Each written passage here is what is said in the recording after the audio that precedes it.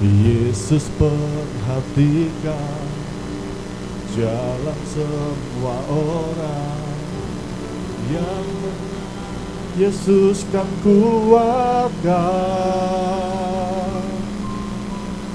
Yesus yang mengenal hatiku dan air mata, hanya Yesus yang ku punya. Sekali lagi katakan sama-sama.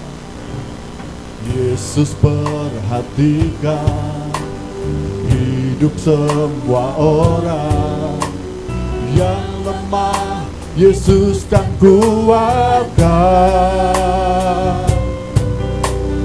Yesus yang mengenal hatiku dan air mata, hanya Yesus yang ku punya.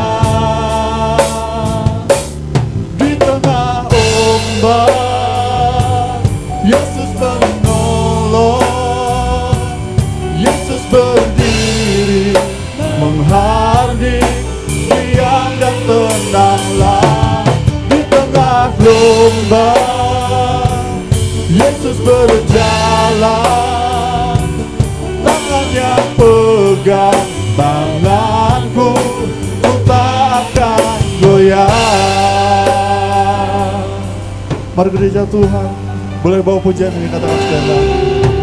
Yesus perhatikan hidup semua orang yang lemah, Yesus kan kuatkan.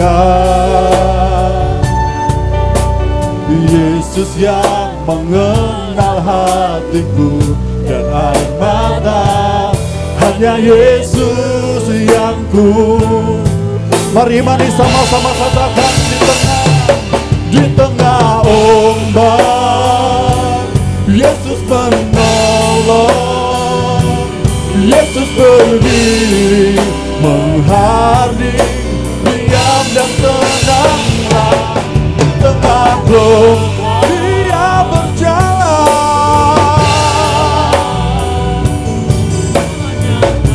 tangannya memegang siap kita, tak akan goyah.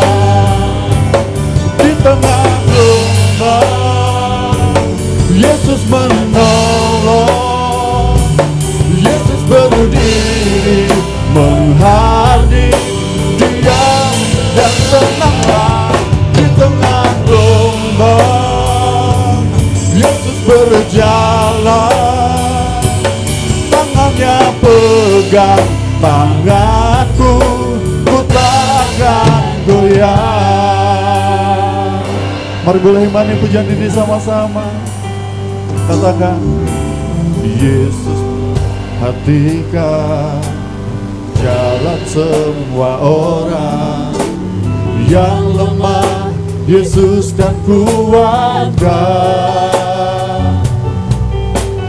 Yesus yang mengenal hatiku dan air mata, hanya Yesus yang ku. Mari bangkitkan iman kita sama-sama berkata. Di tengah ombak, Yesus berdiri menghardik, diam dan tenanglah. Di tengah gelombang, Yesus berjalan, tanganku ku takkan goyah. Di tengah gelombang, Yesus berjalan,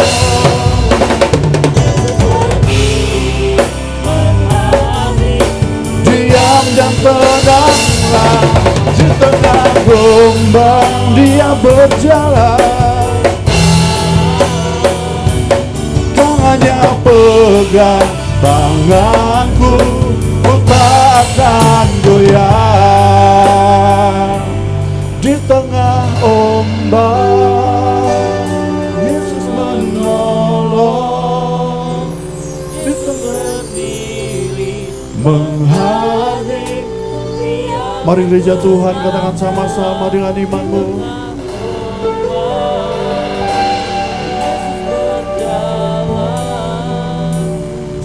tangannya pegang tanganku, ku takkan goyah. Di tengah ombak, di tengah ombak, Yesus penolong. Yesus berdiri menghardik, diam dan tenanglah.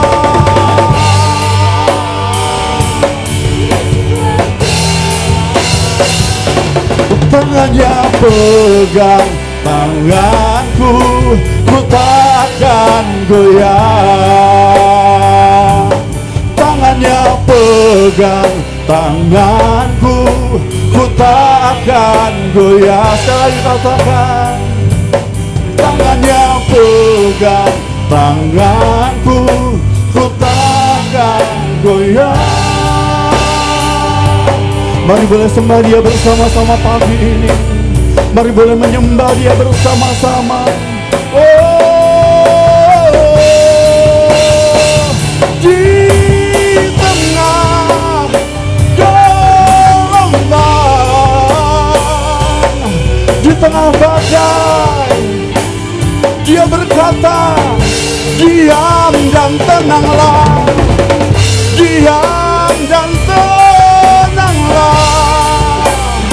Diam dan tenanglah. Mari boleh bangkitkan iman kita sama-sama pagi ini, kita sembah Dia.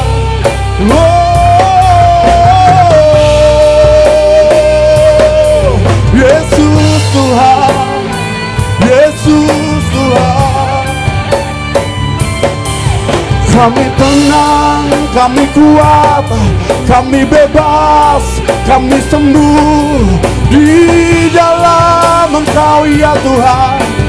Di dalam kuasa nama Yesus, di dalam kuasa nama-Mu Tuhan, Tuhan. Tenanglah, tenanglah, tenanglah hai jiwaku. Pujilah Tuhan hai jiwaku.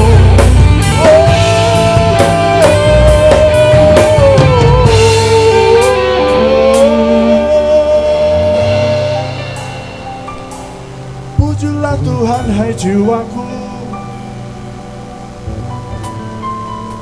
Diam dan tenanglah. Tangannya memegang setiap kita. Tangannya memegang tanganmu. Tangannya memegang setiap kita. Dan bagian kita hanya percaya. Dan bagian kita hanya berserah. Bagian kita percaya. Percayalah Dia memegang tangan setiap kita, Bapak Ibu Saudaraku. Percayalah, percayalah, percayalah.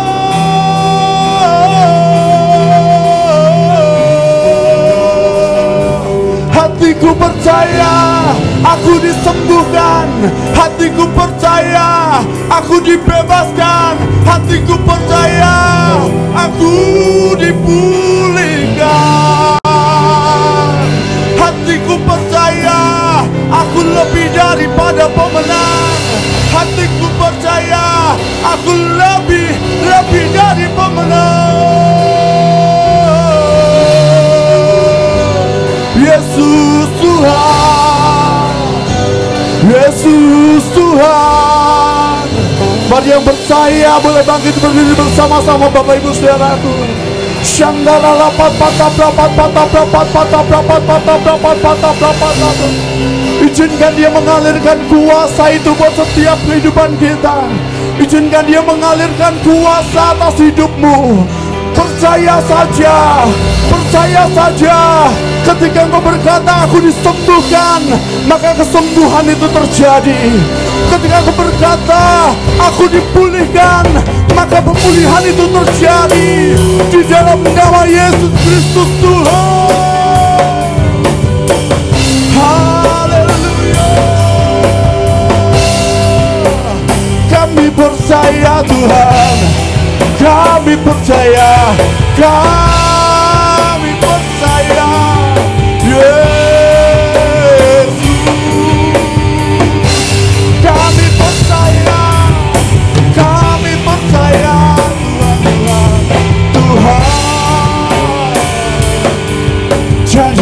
ya dan amin. Janjimu ya dan amin. Janjimu ya dan amin. Janjimu ya dan amin. Janjimu ya, janjimu ya dan amin. Ya dan amin. Ya dan amin.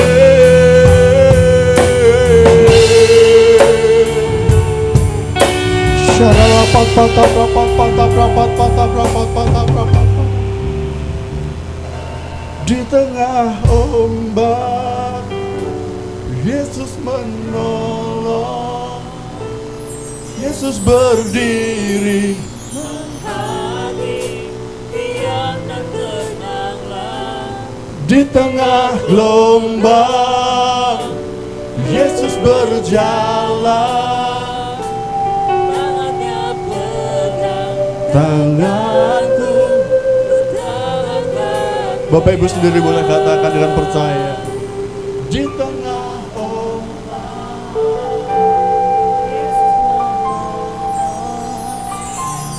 Yesus berdiri, menghadiri, diam dan tenanglah. Di tengah gelombang, Yesus berjalan. tangannya pegang.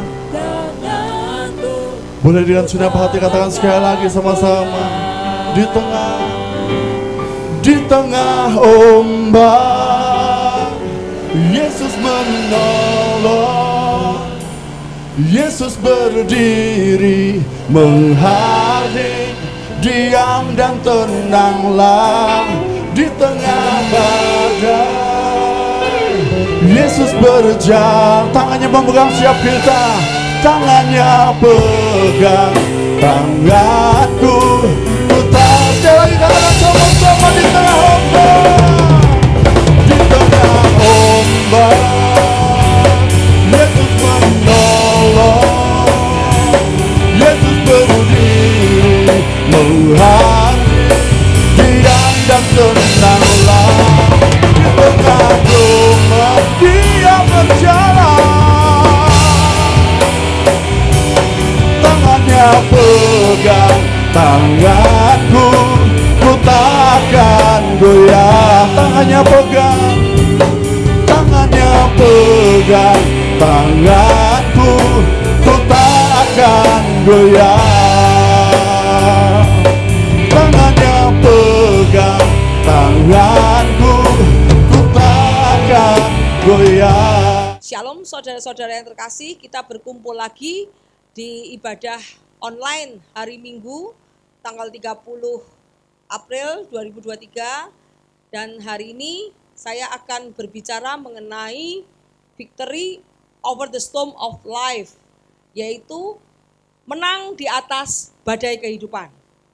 Dan sebelum saya mulai ibadah ini, kita mulai ambil saat teduh untuk berdoa.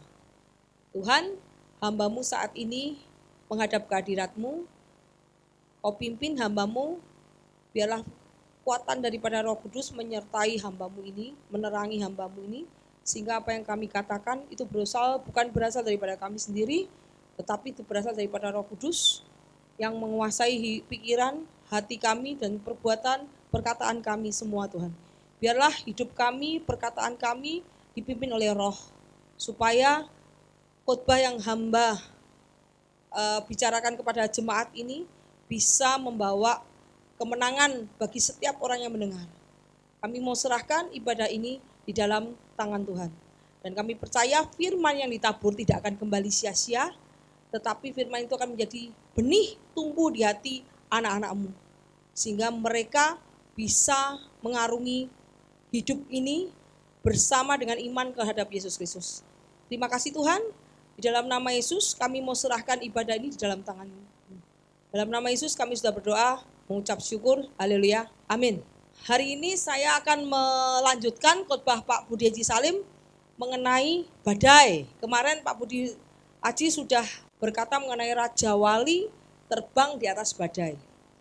Dan kemarin saya cari-cari apa itu Raja Wali. Ternyata saya melihat di sini bahwa setelah saya cari tahu tentang apa itu Raja Wali. Ternyata Raja Wali itu adalah simbol daripada Allah sendiri. Yaitu di sini saya akan mengkhotbahkan seluruh yang ada di gambar di sini.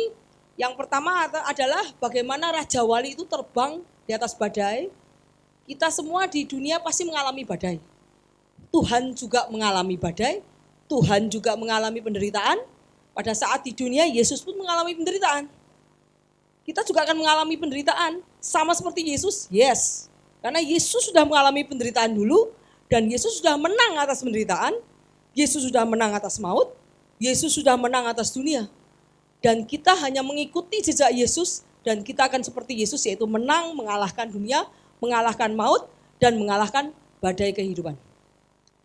Kemudian kita lihat di gambar ini, saya melihat bahwa Raja Wali itu adalah simbol daripada Tuhan sendiri. Di sini kita melihat bahwa 4 faces of God, 4 karakter Tuhan.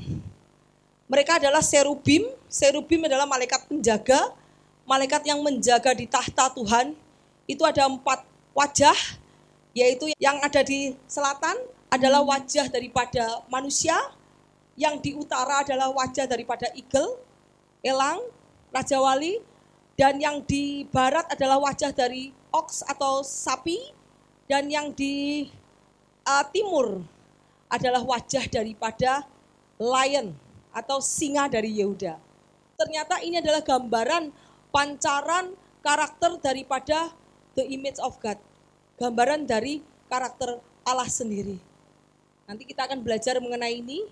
Kenapa, karakter apa yang membuat Tuhan serupa dengan simbol-simbol di sini. Nanti kita akan belajar satu-satu sehingga kita bisa tahu kepada siapa kita berharap, kepada siapa kita beriman, sehingga kita tidak takut lagi kalau kita tahu siapa itu Tuhan.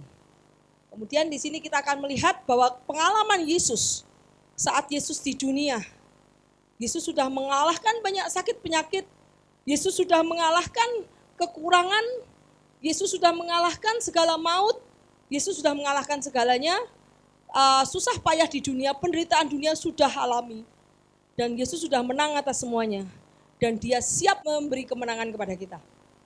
Anak-anak yang dikasihnya memberikan contoh, example atas kehidupannya, sehingga kita hanya cukup untuk mengikuti jalan-jalan Tuhan. Dan ini adalah anchor. Anchor itu adalah sauh, di mana pengharapan kita saat perahunya tergoyang-goyang kayak saat kita dalam bencana, saat kita dalam kebimbangan, kita harus terus ingat bahwa Yesus adalah sumber pengharapan kita. Yesus adalah sumber pengharapan kita, di mana kita tidak usah takut, karena sumber pengharapan kita adalah jangkar.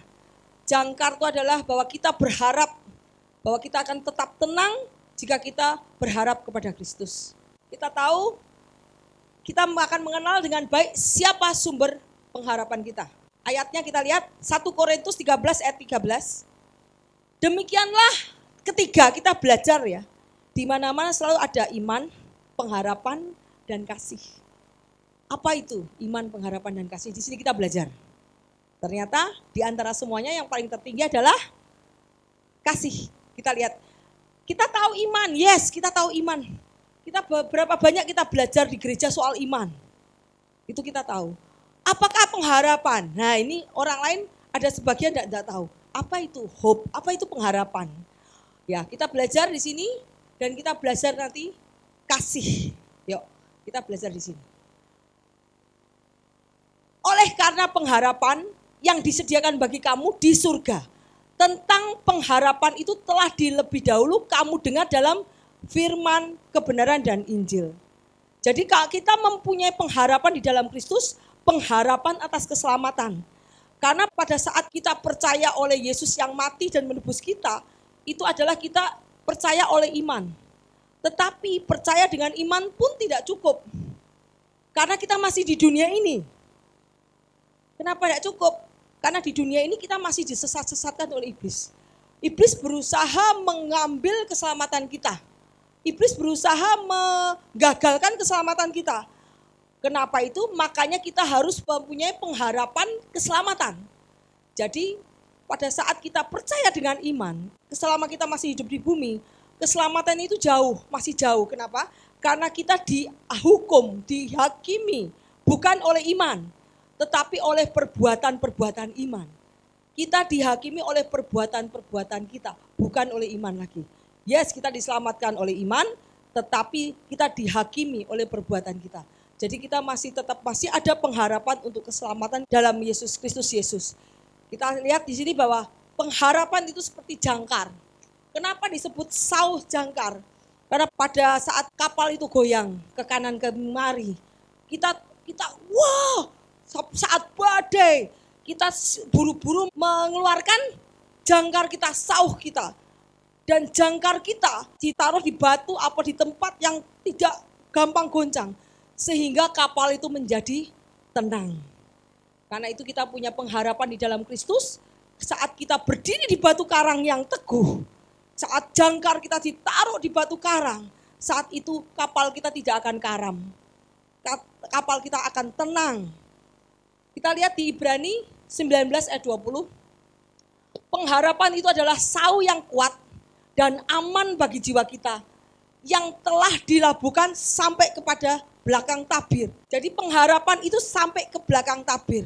Apakah belakang tabir? Belakang tabir itu sampai ke tahta Allah. Jadi itulah pengharapan. Pengharapan keselamatan kita adalah sampai ke tahta Allah. Karena ini adalah proses di dalam dunia. Ini adalah proses. Di dalam dunia, kita masih di dalam dunia karena kita di dalam dunia nanti tujuan kita adalah berdiri di depan tahta Allah. Jadi pengharapan keselamatan kita sampai ke depan tahta Allah. Ya.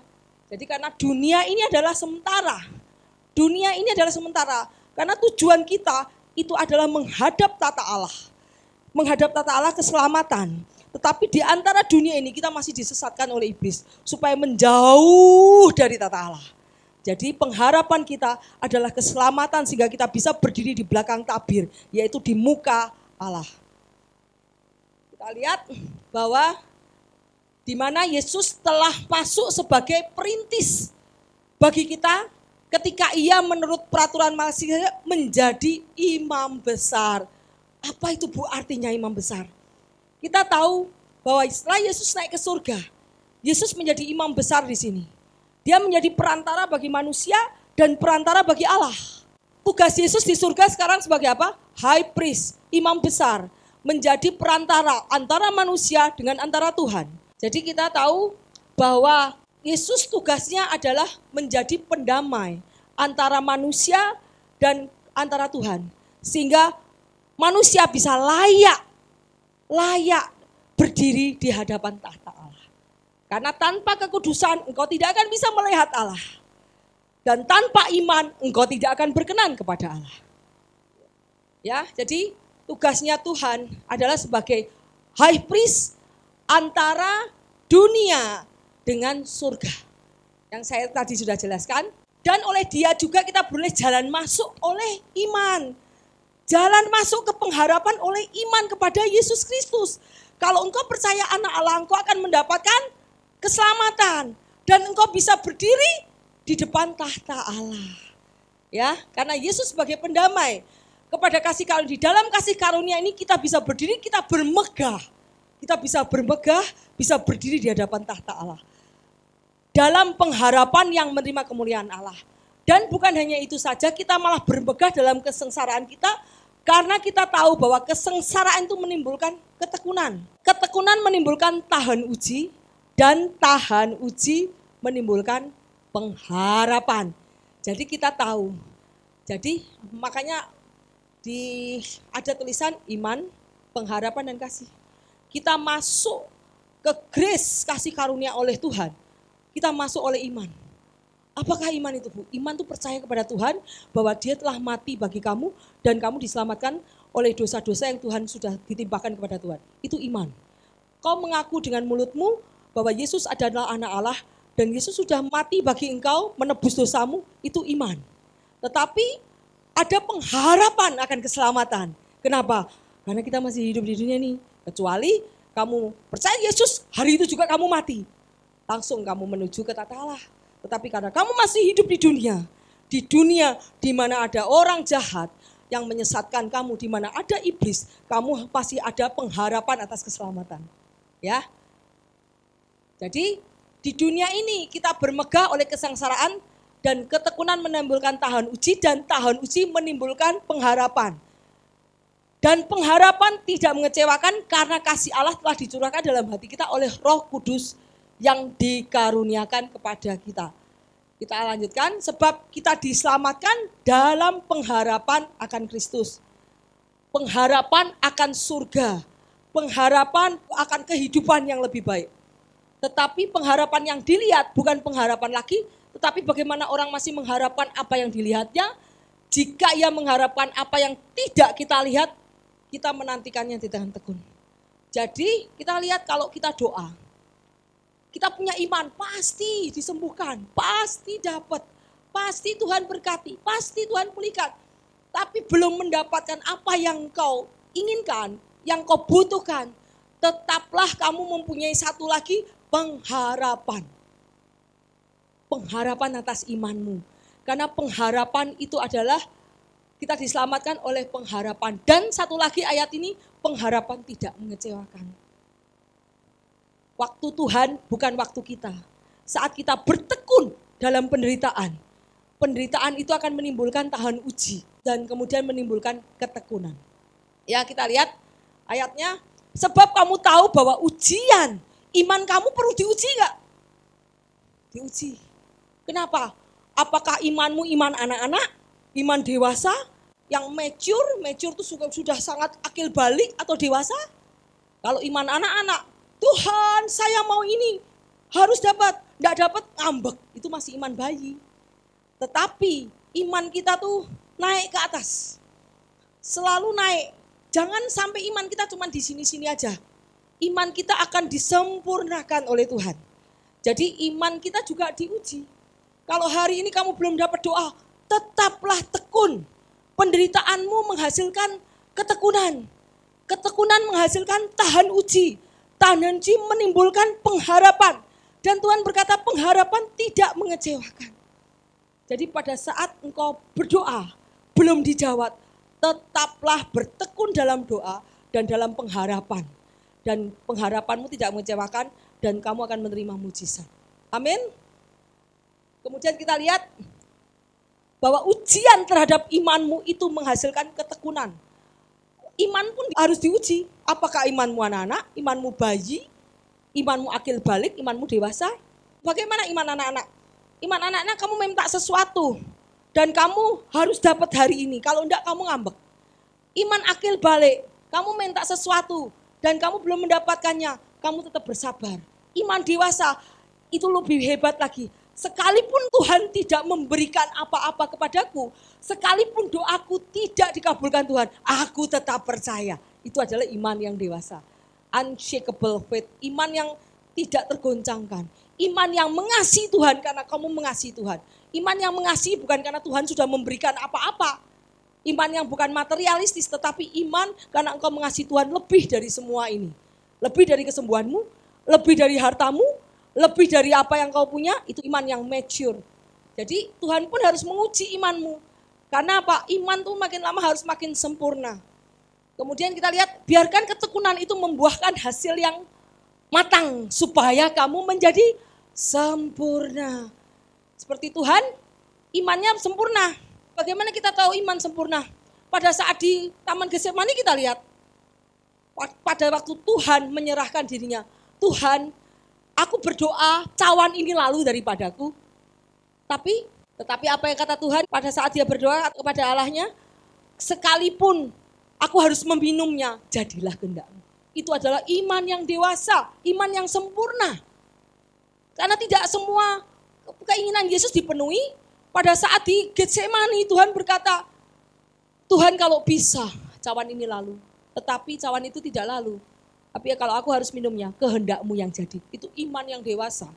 Sekalipun doamu tidak dijawab, tapi kamu tetap beriman kepada Tuhan, tetap percaya, itu adalah iman yang dewasa. Amin. Itu adalah iman yang sempurna. Tuhan menuntut kita anak-anaknya terus disempurnakan imannya. Dengan apa? Dengan pertolongan daripada Roh Kudus. Mari kita lihatnya. Sebab segala sesuatu yang ditulis dulu, ditulis di Alkitab, telah menjadi pelajaran bagi kita. Bagaimana Yesus beriman ditulis gak di Alkitab? Yes. Kita belajar dari Yesus. Supaya kita teguh berpegang pada pengharapan oleh ketekunan dan oleh penghiburan dari kitab suci. Apa yang ditulis di kitab suci itu menjadi jalan-jalan yang harus kita panuti. Karena itu menjadi gambaran yang terjadi di dunia ini dan kita belajar dari pengalaman itu. Semoga Allah sumber pengharapan memenuhi kamu dengan segala sukacita, damai sejahtera dalam iman kamu, supaya kamu mempunyai kekuatan Roh Kudus berlimpah-limpah dalam pengharapan. Dan ingat, Tuhan tidak membiarkan anak-anaknya sebagai orphan. Orphan itu yatim piatu. Tuhan akan selalu menguatkan dengan Holy Spirit. Karena pada saat engkau dibaptis dalam nama Putra, dalam nama Bapa, Putra, dan Roh Kudus, saat itu engkau sudah diberikan kuasa Roh Kudus. Roh Kudus akan berikan nasihat, pengetahuan, hikmat, tuntunan-tuntunan, dan kekuatan supaya kamu tetap berteguh imanmu di dalam badai. Dan imanmu akan terus disempurnakan. Sekalipun kamu jatuh, Tuhan akan mengangkat kamu. Dan terus-terus naik sampai engkau menjadi sempurna, tak bercacat celah seperti Yesus sempurna. 1 Petrus 1 ayat 13. Kita lihat, wherefore gear up the loin of your mind, be sober, and hope to the end for the grace that is to be brought unto you at the revelation of Jesus Christ. Apa artinya? Kencangkan pikiranmu, ikat pinggangkan, prepare itu persiapkan pikiranmu supaya menjadi tenang dan berharap sampai akhir untuk kasih karunia yang diberikan kepadamu lewat pewahyuan Kristus. Apa itu kasih karunia? Tuhan sudah memberikan kita keselamatan, Tuhan sudah memberikan inheritance, ahli waris kerajaan surga, semua hadiah-hadiah janji-janji Tuhan, itu sudah diberikan kepada kita asal satu hal, kita menjadi tenang dan berharap sampai akhir. Kita tidak boleh lemah, tidak boleh gagal, tidak boleh menjadi lelah, tapi kita berharap sampai akhir. Karena kasih karunia yang sudah diberikan kepada kita melalui Injil Yesus Kristus. Kita baca Injil. Dari mana? Apa artinya pewahyuan? Kita bisa tahu janji Tuhan lewat apa? Lewat Injil. Injil adalah pewahyuan daripada Kristus Yesus kepada anak-anaknya. Barang siapa yang mengikut aku, dia akan menemukan rumput dan hijau dan air yang tenang. Amin. Kita lihat di ayatnya Timotius 4, itulah sebabnya kita berjerih payah dan berjuang. Karena kita menaruh pengharapan kita kepada Allah yang hidup. Pengharapan kita kepada Allah hidup, juru selamat semua manusia yang percaya kepada Yesus. Bersukacitalah dalam pengharapan, sabarlah dalam kesesakan, bertekunlah dalam doa. Jadi kalau kita punya iman, kita tetap berharap bahwa apa yang kita imani itu terjadi. Kita tetap berharap, tetap bersukacita, jangan ngomel. Karena kalau ngomel itu membatalkan iman kita. Ngomel atau kita lemah atau kita marah membatalkan iman kita. Ataupun ketidakpercayaan itu membatalkan iman kita. Tetapi bersukacitalah saat kita berharap apa yang kita minta itu terjadi. Dan sabarlah di dalam kesesakan dan terus menerus bertekunlah dalam doa. Pada saat Tuhan melihat ujian imanmu terjadi, saat itu semua akan dianugerahkan kepadamu. Karena Tuhan melihat engkau sudah sempurna. Tuhan sudah menguji imanmu dan dianggap engkau sudah layak mendapatkan hadiah dari kesabaranmu, dari penderitaanmu, dari ketekunanmu. Amin. Yang perlu dilihat dari sini adalah kita lihat bahwa janji Tuhan. Kita lihat janji Tuhan, aku mengetahui rancangan apa yang mengenai kamu, yaitu firman Tuhan, rancangan damai sejahtera, bukan rancangan kecelakaan, tetapi rancangan memberikan hari depan yang penuh harapan. Tuhan tahu ini adalah janji Tuhan. Tuhan berjanji aku akan memberikan hari depan yang penuh harapan.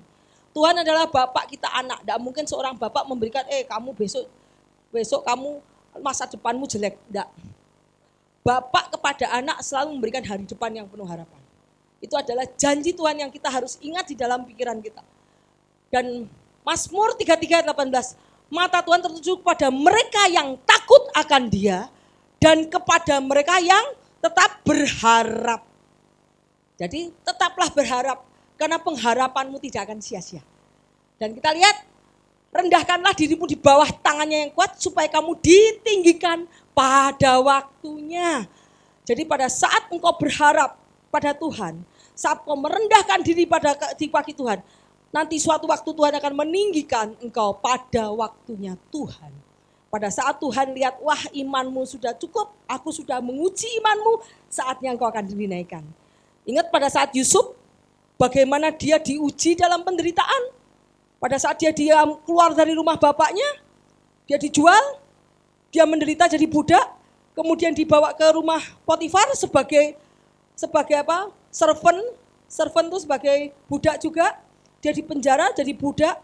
Saat Tuhan melihat ketekunan berapa lama, berapa belas tahun ya, dia menderita. Tetapi saat Tuhan, ada waktunya Tuhan meninggikan dia. Saat pengharapan dia terus berharap, terus beriman, terus berharap, terus berdoa. Saat itu Tuhan meninggikan meninggikan Yusuf menjadi raja di Mesir. Itu adalah pengharapan Yusuf, bahwa saat pengharapanmu pada Tuhan tidak capek, kau bertekun, Tuhan meninggikan pada waktunya. Amin. Terus kita lihat bahwa kita di mana kita berakar di dalam firman, di dalam Tuhan, di dalam Kristus. Pada saat badai, pada saat kita ditempatkan di dalam keadaan yang tidak menyukakan hati kita, keadaan yang menakutkan, kita tidak takut karena pengharapan kita ada pada Kristus. Nah, sekarang saya mau tanya, siapakah Tuhan? Kamu berharap kepada siapa? Kamu beriman kepada siapa? Itu yang penting. Saat kamu percaya bahwa orang yang kamu imani, orang di mana kamu berharap, itu bisa menyelamatkan kamu, bisa melindungi kamu, bisa melakukan segala sesuatu, kamu baru sadar, oh iya, aku sadar, aku aman. Tidak mungkin. Caranya gimana? Kamu harus mengenal orang itu. Seperti engkau punya seorang ayah. Ayah itu ayah yang terkemuka, seorang bapak. Bapak itu terkemuka. Kita lihat saat anak kecil, dia ketakutan disakiti seorang temannya. Dia akan lari kepada bapaknya. Bapak aku disakiti. Dan bapak itu akan membela anak itu. Jadi kita harus tahu kepada siapa kita berharap, kepada siapa kita beriman. Dari itu kita akan takut. Mari kita tahu bahwa siapakah Tuhan itu. Kepada siapa Tuhan itu, di mana kita menaruh our faith, iman kita, kepercayaan kita, pengharapan kita. Siapakah Tuhan? Mari kita belajar siapakah Tuhan itu. Kita lihat pengenalan akan Allah, itu mengenal Tuhan dengan benar, mengenal Tuhan dengan lebih dalam. Kita lihat di ayatnya di Wahyu 4 ayat 6-7. Dan di hadapan tahta itu ada lautan kaca, bagaikan kristal. Di tengah tahta itu sekelilingnya ada 4 makhluk penuh dengan mata, sebelah muka dan sebelah belakang. Adapun makhluk yang pertama sama seperti singa, makhluk yang kedua sama seperti anak lembu, makhluk yang ketiga sama seperti manusia, dan makhluk yang keempat sama seperti burung nasar atau raja wali yang terbang, eagle yang terbang. Muka mereka kelihatan begini, keempatnya muka manusia di depan, ada 4 penjuru mata angin, north, south, west, and east. Jadi utara, selatan, barat, dan timur. Jadi muka mereka adalah muka singa di sebelah kanan, muka sebelah kiri muka lembu, dan raja wali di belakang, dan di depan adalah muka manusia. Dan di tengah-tengah adalah tahta Allah. Keempat ini melambangkan karakter Allah. Yuk kita belajar. Mata Tuhan ada di segala tempat. Dan semuanya seperti ini, semuanya memiliki mata.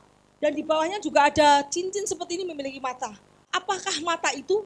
Mata itu melambangkan bahwa mata Tuhan itu CCTV, tahu CCTV? CCTV atas dunia, atas segala manusia. Jadi mata Tuhan itu melihat ke segala tempat. Segala penjuru, tidak ada satupun yang luput di mata Tuhan. Karena ini melihat ke arah utara, ke arah selatan, ke arah barat, ke arah timur. Dan mereka mempunyai banyak mata di sayapnya. Itu tanda bahwa mata Tuhan melihat segala tempat. Tidak ada yang tersembunyi bagi Tuhan. Apakah simbol daripada Tuhan? Kita lihat simbol. Apakah Tuhan itu? Karena karakter, kita harus mengerti karakter Tuhan. kalau kita mau menaruh harapan kepada orang, kita harus tahu karakter orang itu. Orang itu trustworthy enggak? Orang itu bisa percaya, orang itu kuat, orang itu mampu, baru kita menaruh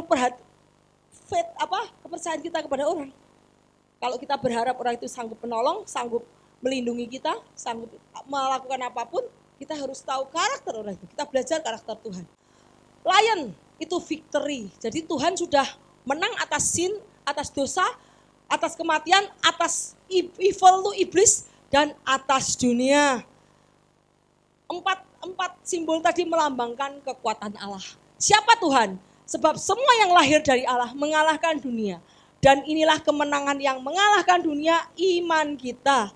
Siapakah yang mengalahkan dunia selain daripada dia yang percaya kepada anak Allah, yaitu kepada Yesus bahwa anak Allah. Jadi setiap orang yang lahir daripada Allah, dia percaya bahwa Yesus anak Allah. Itu adalah iman. Dan iman itu akan mengalahkan dunia. Singa dari Yehuda, lion itu melambangkan singa. Kita lihat maka seorang yang gagah perkasa, hatinya hati singa, dan dia melambangkan yang kuat, melambangkan victory, kemenangan, melambangkan raja, melambangkan raja. Itu adalah singa melambangkan raja, melambangkan victory, kemenangan, dan melambangkan mengalahkan dunia. Kita lihat bahwa Yesus sudah menang atas maut, atas hukuman dosa, dengan menanggung dosa manusia, menghancurkan atas iblis, mengalahkan kejahatan dengan kebaikan, mengalahkan dunia. Singa Yehuda itu mewakili kemenangan atas dosa manusia, dan singa itu mewakili raja. Jadi Yesus akan membuat kerajaan di bumi ini dengan dia sebagai rajanya, dan kita anak-anak Tuhan menjadi pimpinan yang memimpin bersama-sama dia di bumi. Bumi di Millennium Kingdom, kerajaan 1000 tahun akan di-set up, didirikan di bumi dengan Yesus. Karena Yesus selalu berkata, jadi seperti mendirikan kerajaan surga di bumi. Kerajaan Millennium Kingdom ini yang akan didirikan Tuhan. Pada saat kedatangannya 2 kali, dia datang bukan sebagai anak domba yang disembelih, tetapi Yesus datang sebagai Raja Yehuda, yaitu singa dari Yehuda yang akan mendirikan kerajaannya bersama dengan anak-anak Tuhan yang menang. Amin. Kemudian kita lihat bahwa semuanya kukatakan kepadamu supaya beroleh damai sejahtera. Dalam dunia kamu menderita penganiayaan, tetapi kuatkanlah hatimu, aku telah mengalahkan dunia. Ini tanda bahwa Yesus sudah mengalahkan dunia. Yesus mengalami penganiayaan, yes. Yesus mengalami penderitaan, yes sudah. Mau disiksa, disalib, dibunuh, dikhianati, semua sudah. Dan Yesus menang mengalahkan dunia. Tidak banyak lagi aku berkata dengan kamu lagi, karena penguasa dunia ini datang dan dia tidak berkuasa atas Yesus. Jadi Yesus sudah menang atas penguasa dunia, setan pun sudah kalah. Nanti kita belajar. Terus kita lihat, barang siapa berbuat dosa berasal dari iblis.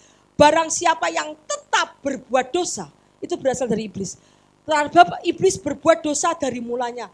Untuk inilah anak Allah menyatakan dirinya supaya ia membinasakan semua perbuatan iblis. Dan perbuatan iblis itu ditelanjangi menuju ke terang sehingga iblis menjadi malu. Ya, jadi Yesus sudah menang atas maut, atas hukuman, dan Yesus yang akan jadi hakim dan yang akan menjadi raja. Yesus mendirikan Millennium Kingdom. Pada saat dia datang kedua kali sebagai singa dari Yehuda, saat itu Yesus akan datang merebut kekuasaan dunia yang sudah diberikan kepada Lucifer. Pada saat kejatuhan Adam, dunia sudah diberikan kepada Lucifer, saat itu direbut kembali oleh Yesus.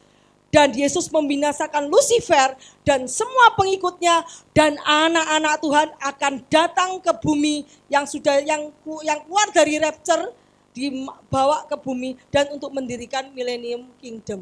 Kita lihat di ayahnya Wahyu.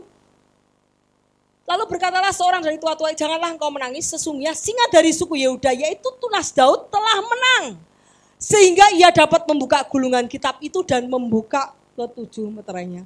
Jadi pada saat Yesus naik ke surga dan Yesus menang atas maut, sudah menjadi korban tebusan, Saat itu Yesus sudah menang atas maut, mengalahkan dunia, dan kepemilikan dunia sudah diambil alih oleh Yesus. Jadi Yesus berkata, jangan takut, aku sudah mengalahkan dunia. Follow my path, ikuti jalanku. Maka kamu juga akan sama seperti aku mengalahkan dunia. Dan aku mendengar suara yang nyaring, sekarang telah tiba keselamatan dan pemerintahan Allah kita dan kekuasaan Dia yang diurapinya. Sudah tiba kuasa dan pemerintahan Tuhan dan kekuasaan yang diurapinya. Karena the God of the world, iblis dan pengikut-pengikutnya dilemparkan ke neraka, dilemparkan ke bawah. Pendakwa kita siang dan malam sudah diikat oleh Tuhan. Jadi Tuhan akan mendirikan, diikat di bawah selama kerajaan 1000 tahun, dan Tuhan akan mendirikan kerajaan 1000 tahun di bumi bersama dengan orang-orang kudusnya untuk menjadi pemimpin. Kemudian lanjut yuk, kita bisa lihat itu sebagai singa. Kita lihat nih, lalu aku melihat surga terbuka, sesungguhnya ada kuda putih yang menunggangnya bersama yang setia dan yang benar. Ia menghakimi berperang dengan adil. Kita tahu bahwa singa Yehuda sebagai hakim, sebagai raja. Dan matanya bagaikan nyala api, di atas kepalanya terdapat banyak mahkota. Mahkota banyak, ada tertulis satu nama yang tidak diketahui kecuali ia sendiri. Ia memakai jubah yang telah dicelup dalam namanya, yaitu jubahnya apa namanya? Firman Allah. Jubahnya yang dipakai Tuhan namanya firman Allah. Dan semua pasukan yang di surga mengikuti dia. Mereka mengundang kuda putih memakai lenan putih yang halus. Dan dari mulutnya keluar sebilah pedang tajam yang memukul segala bangsa. Dan ia akan menggambalakan mereka dengan gada besi. Dan ia akan memeras anggur dari kilangan anggur, yaitu kegeraman murka Allah yang maha kuasa. Dan pada jubahnya dan pahanya tertulis suatu nama, Raja segala raja, Tuhan di atas segala Tuhan. Jadi Yesus akan datang kedua kali. Kalau yang kemarin kita tahu sebagai anak domba yang disembelih, itu saat kedatangannya pertama dia sebagai korban. Kedatangan yang kedua dia sebagai raja yang akan mendirikan kerajaan di bumi ini. Nah, kita lihat itu adalah karakter Tuhan. Kita tahu bahwa bumi dan kerajaan dunia ini akan dihancurkan. Dan siapa yang menang? Yesus kita. Karena Yesus akan mendirikan kerajaan di dunia ini bersama kita orang-orang yang percaya. Jadi jangan takut oleh iblis. Kenapa? Iblis sudah kalah. Jadi kalau kamu masih takut iblis, kamu harus melihat ayat ini. Bahwa iblis sudah dikalahkan. Saat Yesus naik ke surga, kuasa itu sudah diberikan. Saat Yesus mati di salib, kuasa itu sudah diberikan. Ya, marilah kepada ini. Kita lihat apa karakter Yesus, karakter Allah yang kedua. Sehingga kenapa kita harus put our trust, meletakkan kepercayaan kita kepada Tuhan. Karakter yang kedua kita lihat adalah ox. Ox itu adalah lembu. Lembu itu angkat beban, gerobak, semua beban-beban dipikulkan ke lembu. Manusia tidak sanggup memikul beban bertonton. Manusia tidak sanggup, tetapi lembu sanggup. Karena itu para petani-petani, ya, para petani selalu pakai lembu di ladangnya untuk membajak sawah, untuk menanggung beban yang berat-berat. Karena manusia tidak sanggup menanggungnya.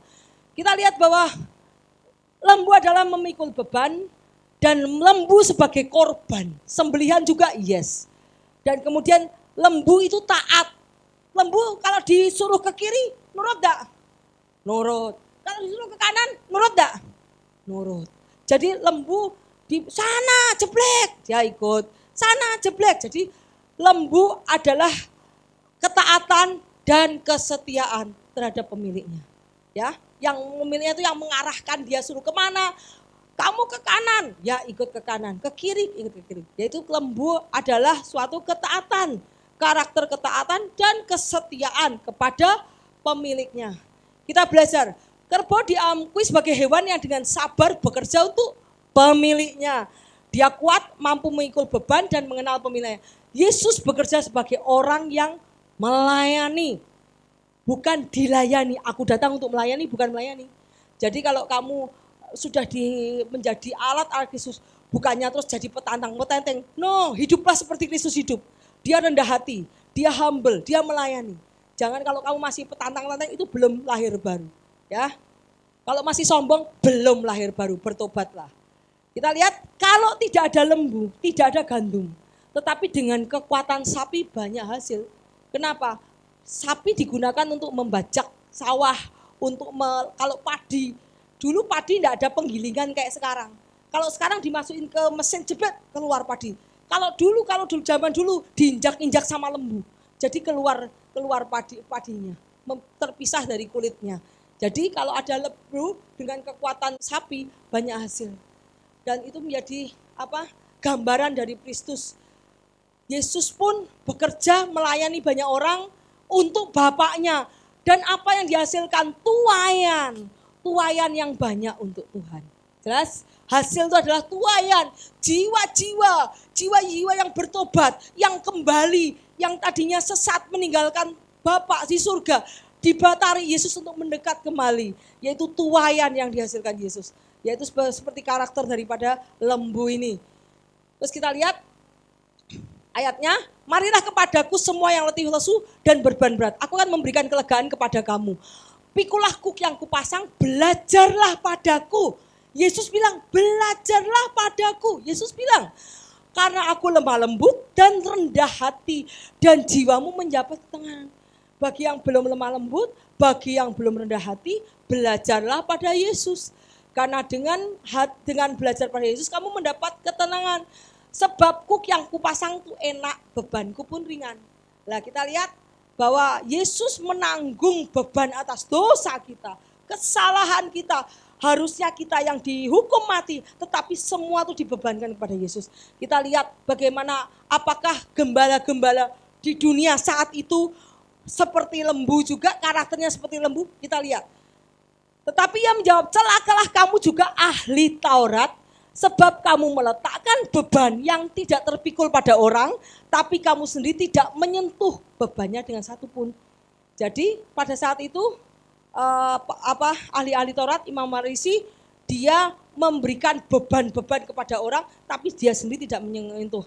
Artinya begini, mereka mengkhotbahkan, tetapi khotbah itu untuk orang lain, tidak untuk dirinya sendiri. Jadi itulah yang namanya kamu meletakkan beban kepada orang lain, tapi kamu sendiri tidak nyentuh. Jadi istilahnya kalau zaman dulu Tuhan mengecam mereka. Kenapa? Hei orang Farisi, kamu khotbah sama orang nyuruh ini dan itu, tetapi kamu sendiri tidak bisa melakukannya. Jadi Tuhan pun mengecam orang Farisi, karena saat itu gembala-gembala dombanya hidupnya sudah tidak benar di hadapan Tuhan. Sama seperti anak manusia datang bukan untuk dilayani, melainkan untuk melayani dan untuk memberikan nyawanya menjadi tebusan bagi banyak orang. Kita lihat bahwa menjadi tebusan bagi banyak orang artinya Yesus pun menjadi lembu yang disembelih untuk menjadi korban perdamaian bagi Bapaknya, antara Bapak dan manusia. Karena tanpa penumpahan darah tidak ada penghapusan dosa. Jadi Yesus menjadi lembu yang rela memberikan nyawanya untuk tebusan kita semua. Sehingga kita tidak dihukum, tetapi Yesus yang dihukum karena dosa kita. Kita lihat bahwa Yesus sebagai pelayan, melayani. Kita lihat Yesus berkeliling ke seluruh Galilea. Ia mengajar dalam rumah ibadat, memberitakan Injil kerajaan Allah, melenyapkan segala penyakit dan kelemahan. Itu Yesus melayani dari kota ke kota untuk melayani. Bukan enak-enakan ya, melayani orang.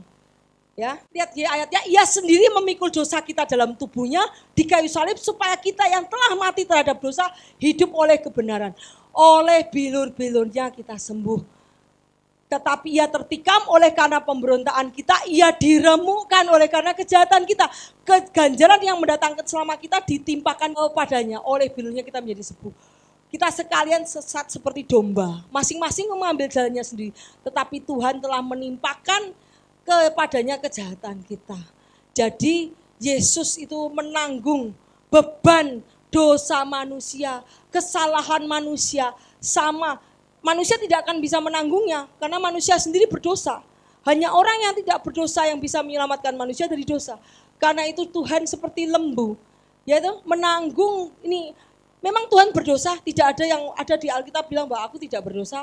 sebutkan aku kalau aku pernah berdosa, tetapi kesalahan dosa kita ditimpakan ke dia. Seperti kita memberikan beban kepada lembu, ya. Jadi kita lihat bahwa ini adalah Yesus, ketaatan Yesus.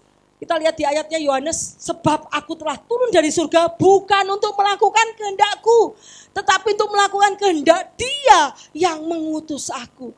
Kita tahu Yesus saat itu sebagai manusia punya kehendak. Aku disuruh ini tapi aku pengen ke kiri. Tetapi tidak kehendak Bapa yang terjadi. Itu ketaatan Yesus.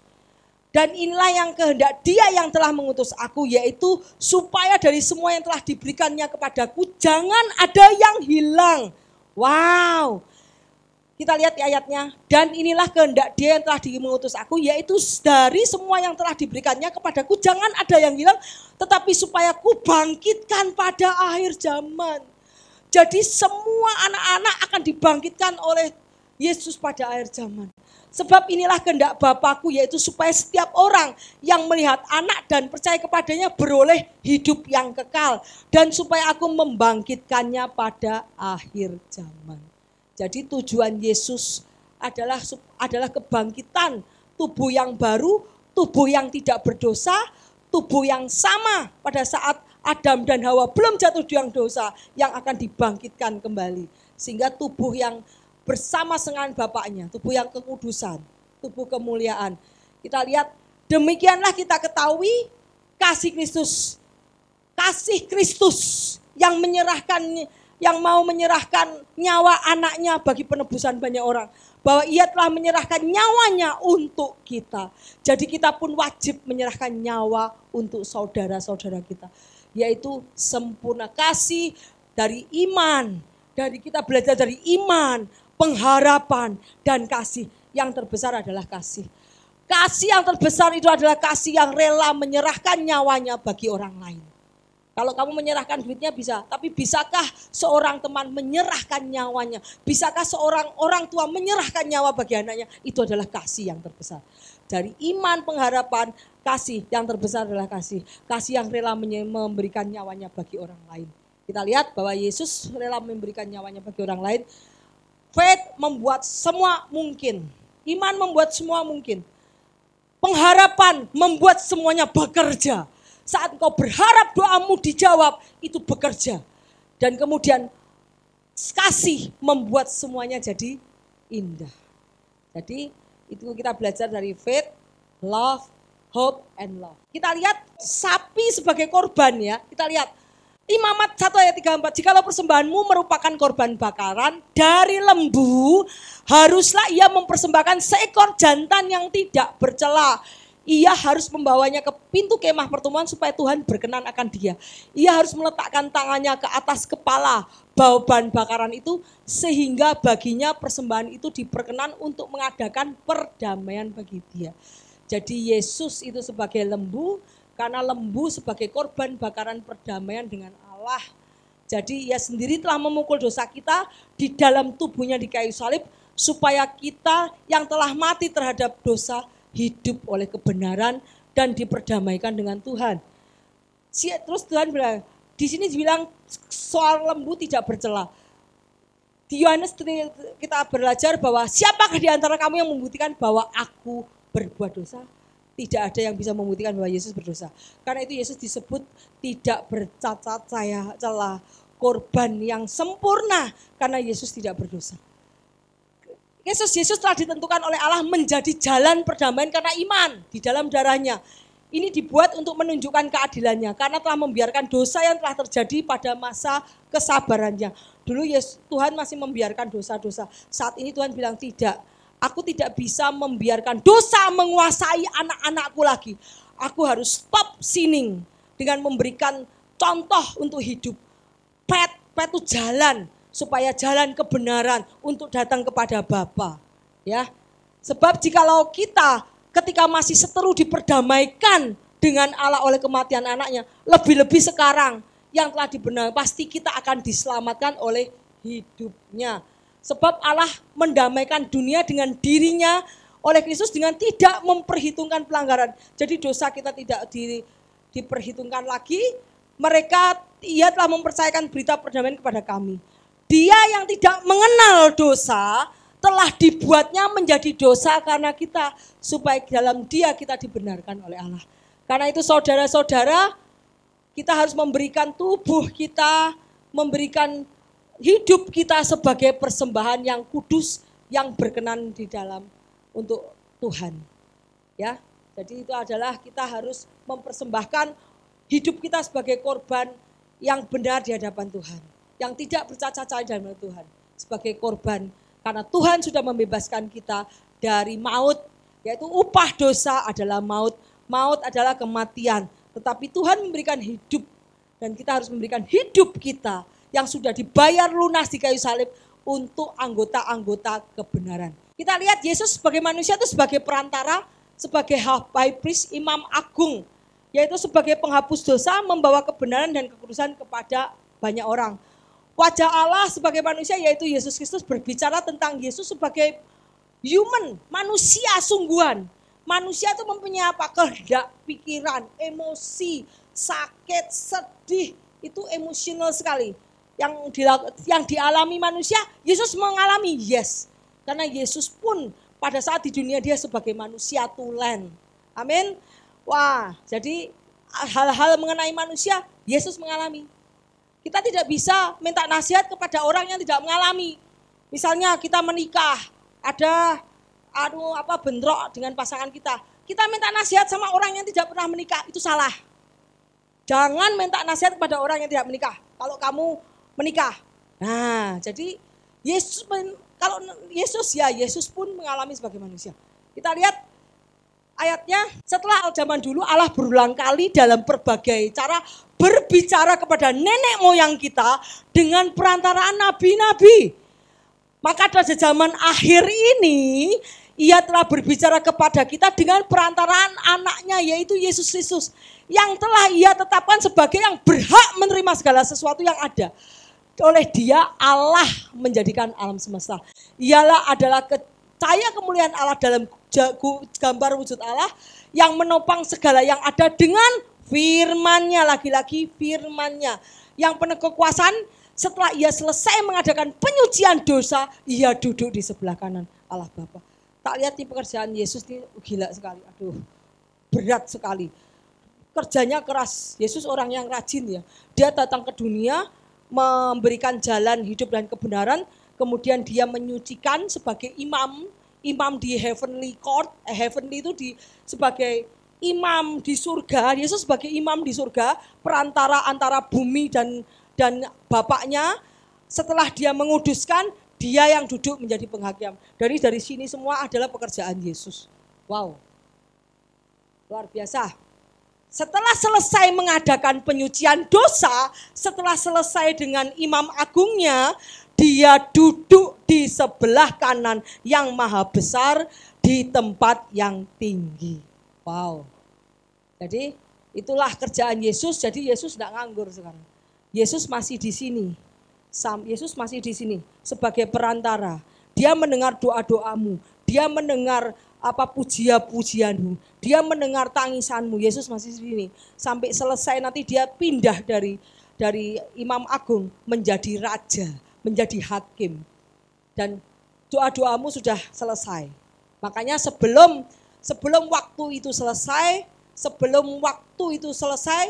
anugerah itu selesai, kita harus tetap bertobat dulu. Sebelum Yesus menjadi raja, menjadi hakim, menyelesaikan segala semuanya.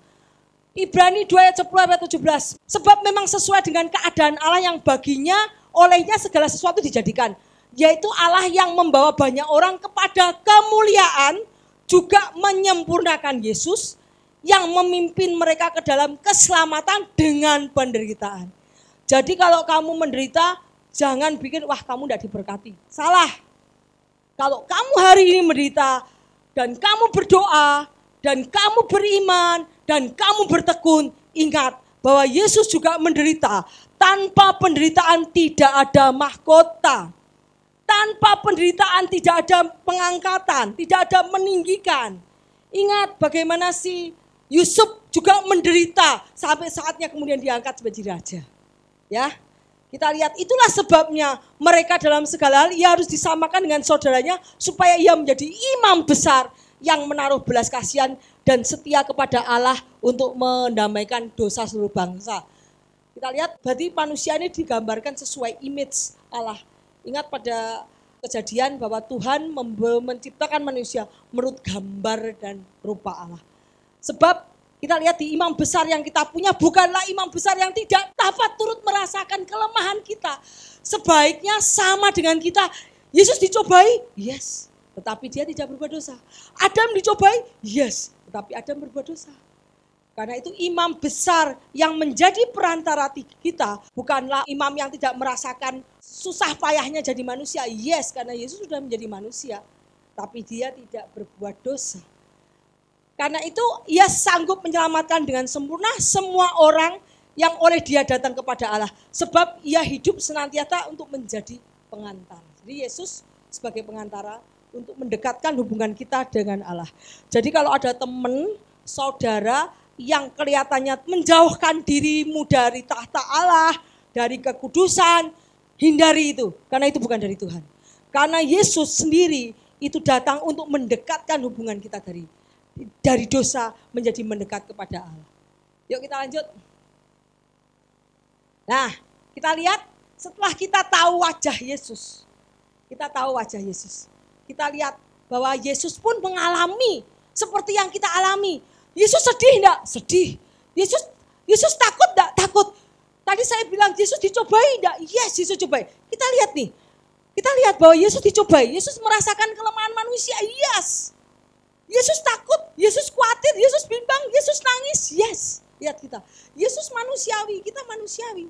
Ya, kita lihat bahwa percobaan Yesus di padang gurun. Yesus lapar, Yesus dicobai di padang gurun. Berpuasa 40 hari, dia lapar.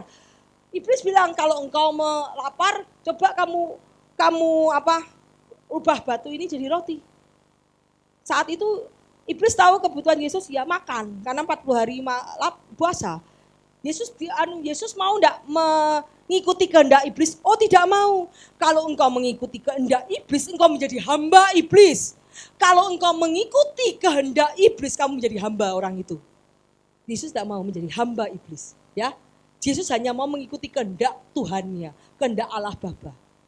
Ya toh? Dia sebagai sapi, tetapi kepada pemiliknya.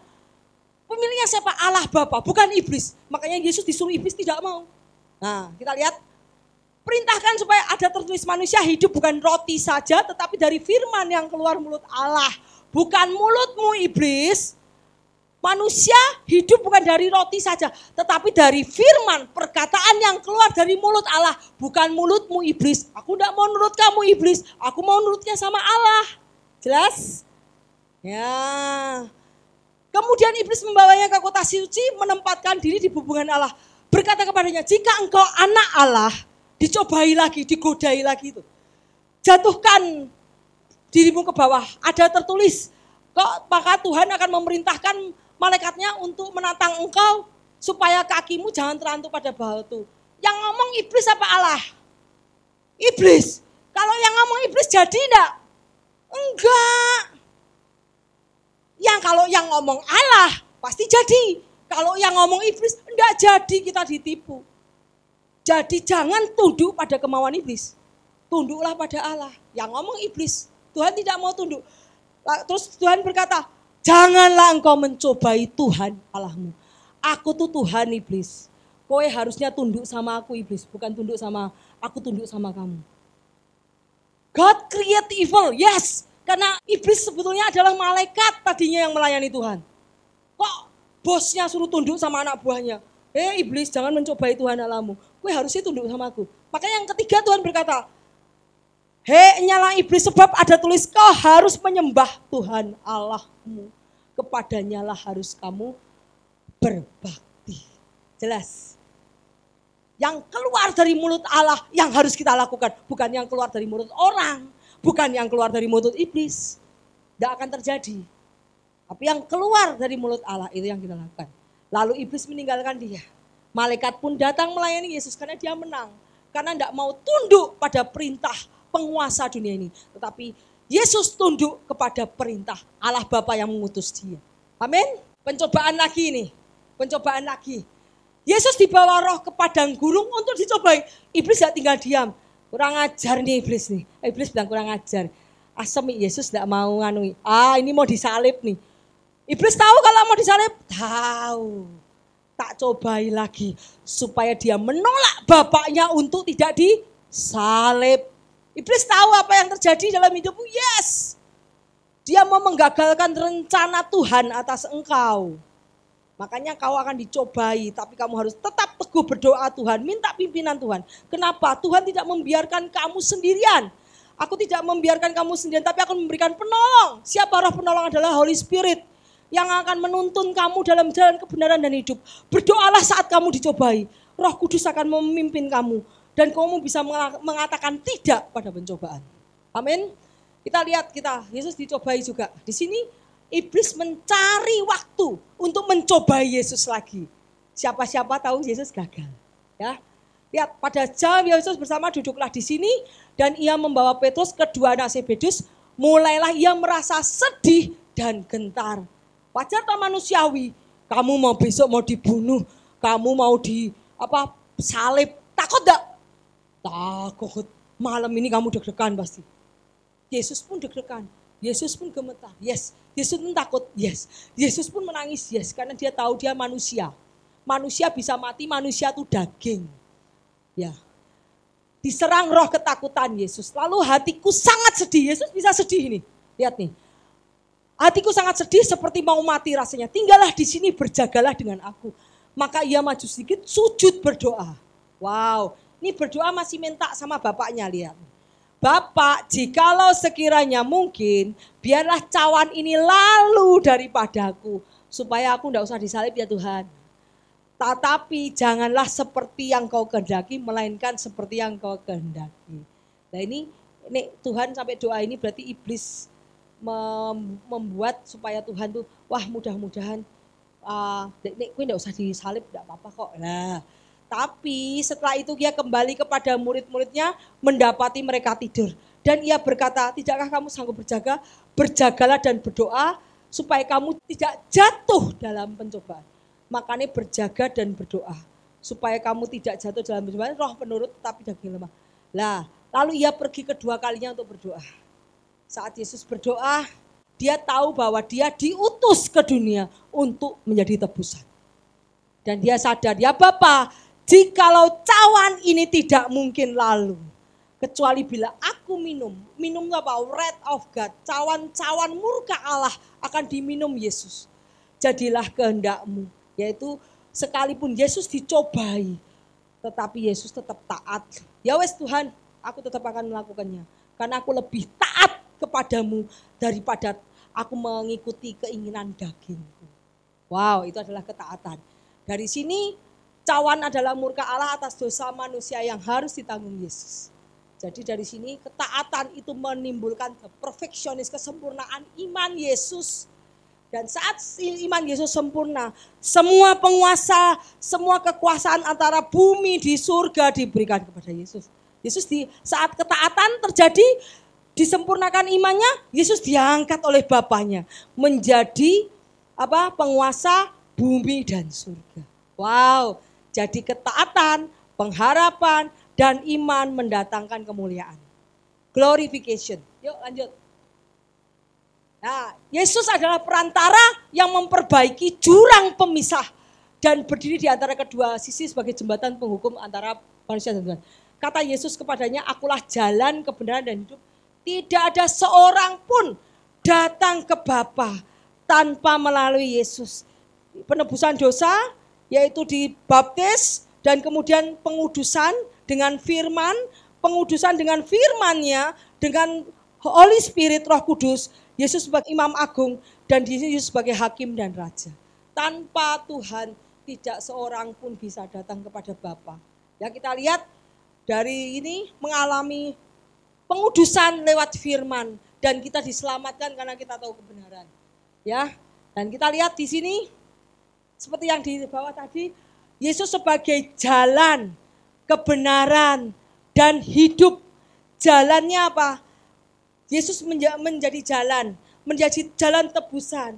Yesus dikorbankan, kemudian disucikan, kemudian pengudusan lewat firman Tuhan, lewat Holy Spirit, yaitu kamu menerima kebenaran untuk hidup, dan dengan kebenaran dan pengudusan dan penerangan dari Holy Spirit, engkau akan hidup di mana Tuhan berada, di situ berada.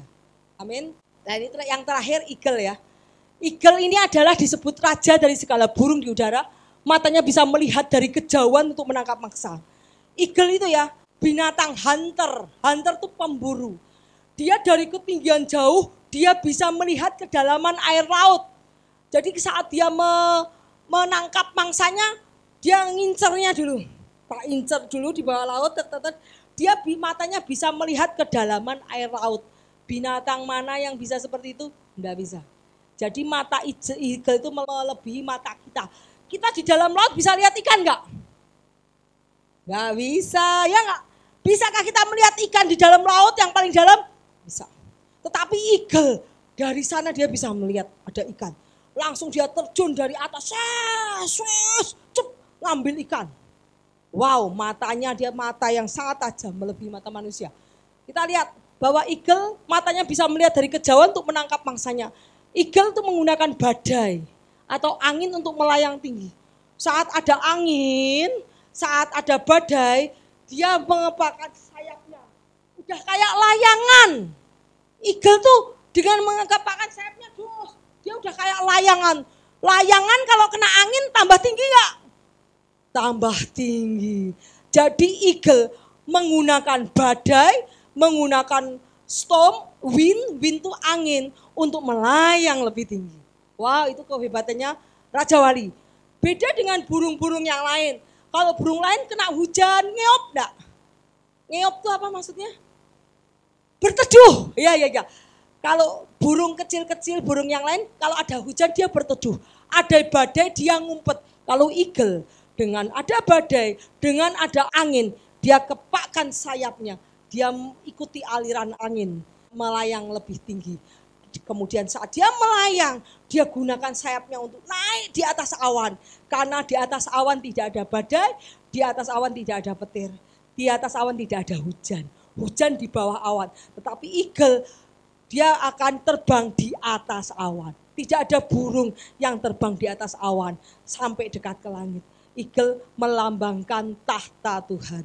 Tahta Tuhan ada di langit. Nanti kita lihat ayatnya. Ya, eagle menggunakan badai atau angin untuk melayang tinggi. Eagle tidak menunggu badai reda, menggunakan badai sebagai media untuk naik lebih terbang lagi, untuk tetap terbang tinggi. Eagle dapat terbang dalam jarak tempuh yang sangat jauh, dalam kecepatan yang tinggi, di langit yang tinggi. Eagle melambangkan Allah atau Kristus sendiri. Ya. Sekarang kita lihat, eagle ini berbicara tentang keilahian Allah. Yaitu tentang penghakiman. Allah itu di tempat surga. Eagle itu berbicara tentang sky, langit. Eagle bisa di bumi? Yes, eagle bisa bumi. Buktinya eagle juga bisa merangkak-rangkak di bumi. Allah juga, Allah yang tinggal di heaven, dia juga di bumi juga. Seperti di surga dan di bumi. Kehendak Yesus, kehendak Allah, kerajaan surga seperti di bumi dan di surga. Jadi eagle bisa di udara, bisa di tanah. Yesus juga sama, Allah juga sama. Kita lihat ya, burung-burung yang terbang di atas badai, sedangkan di bawahnya hanya kesedihan, bahaya, kesusahan. Seekor burung yang cepat dan kuat, tidak pernah lelah. Karena dia kencang, kecepatan speednya melebihi burung biasa.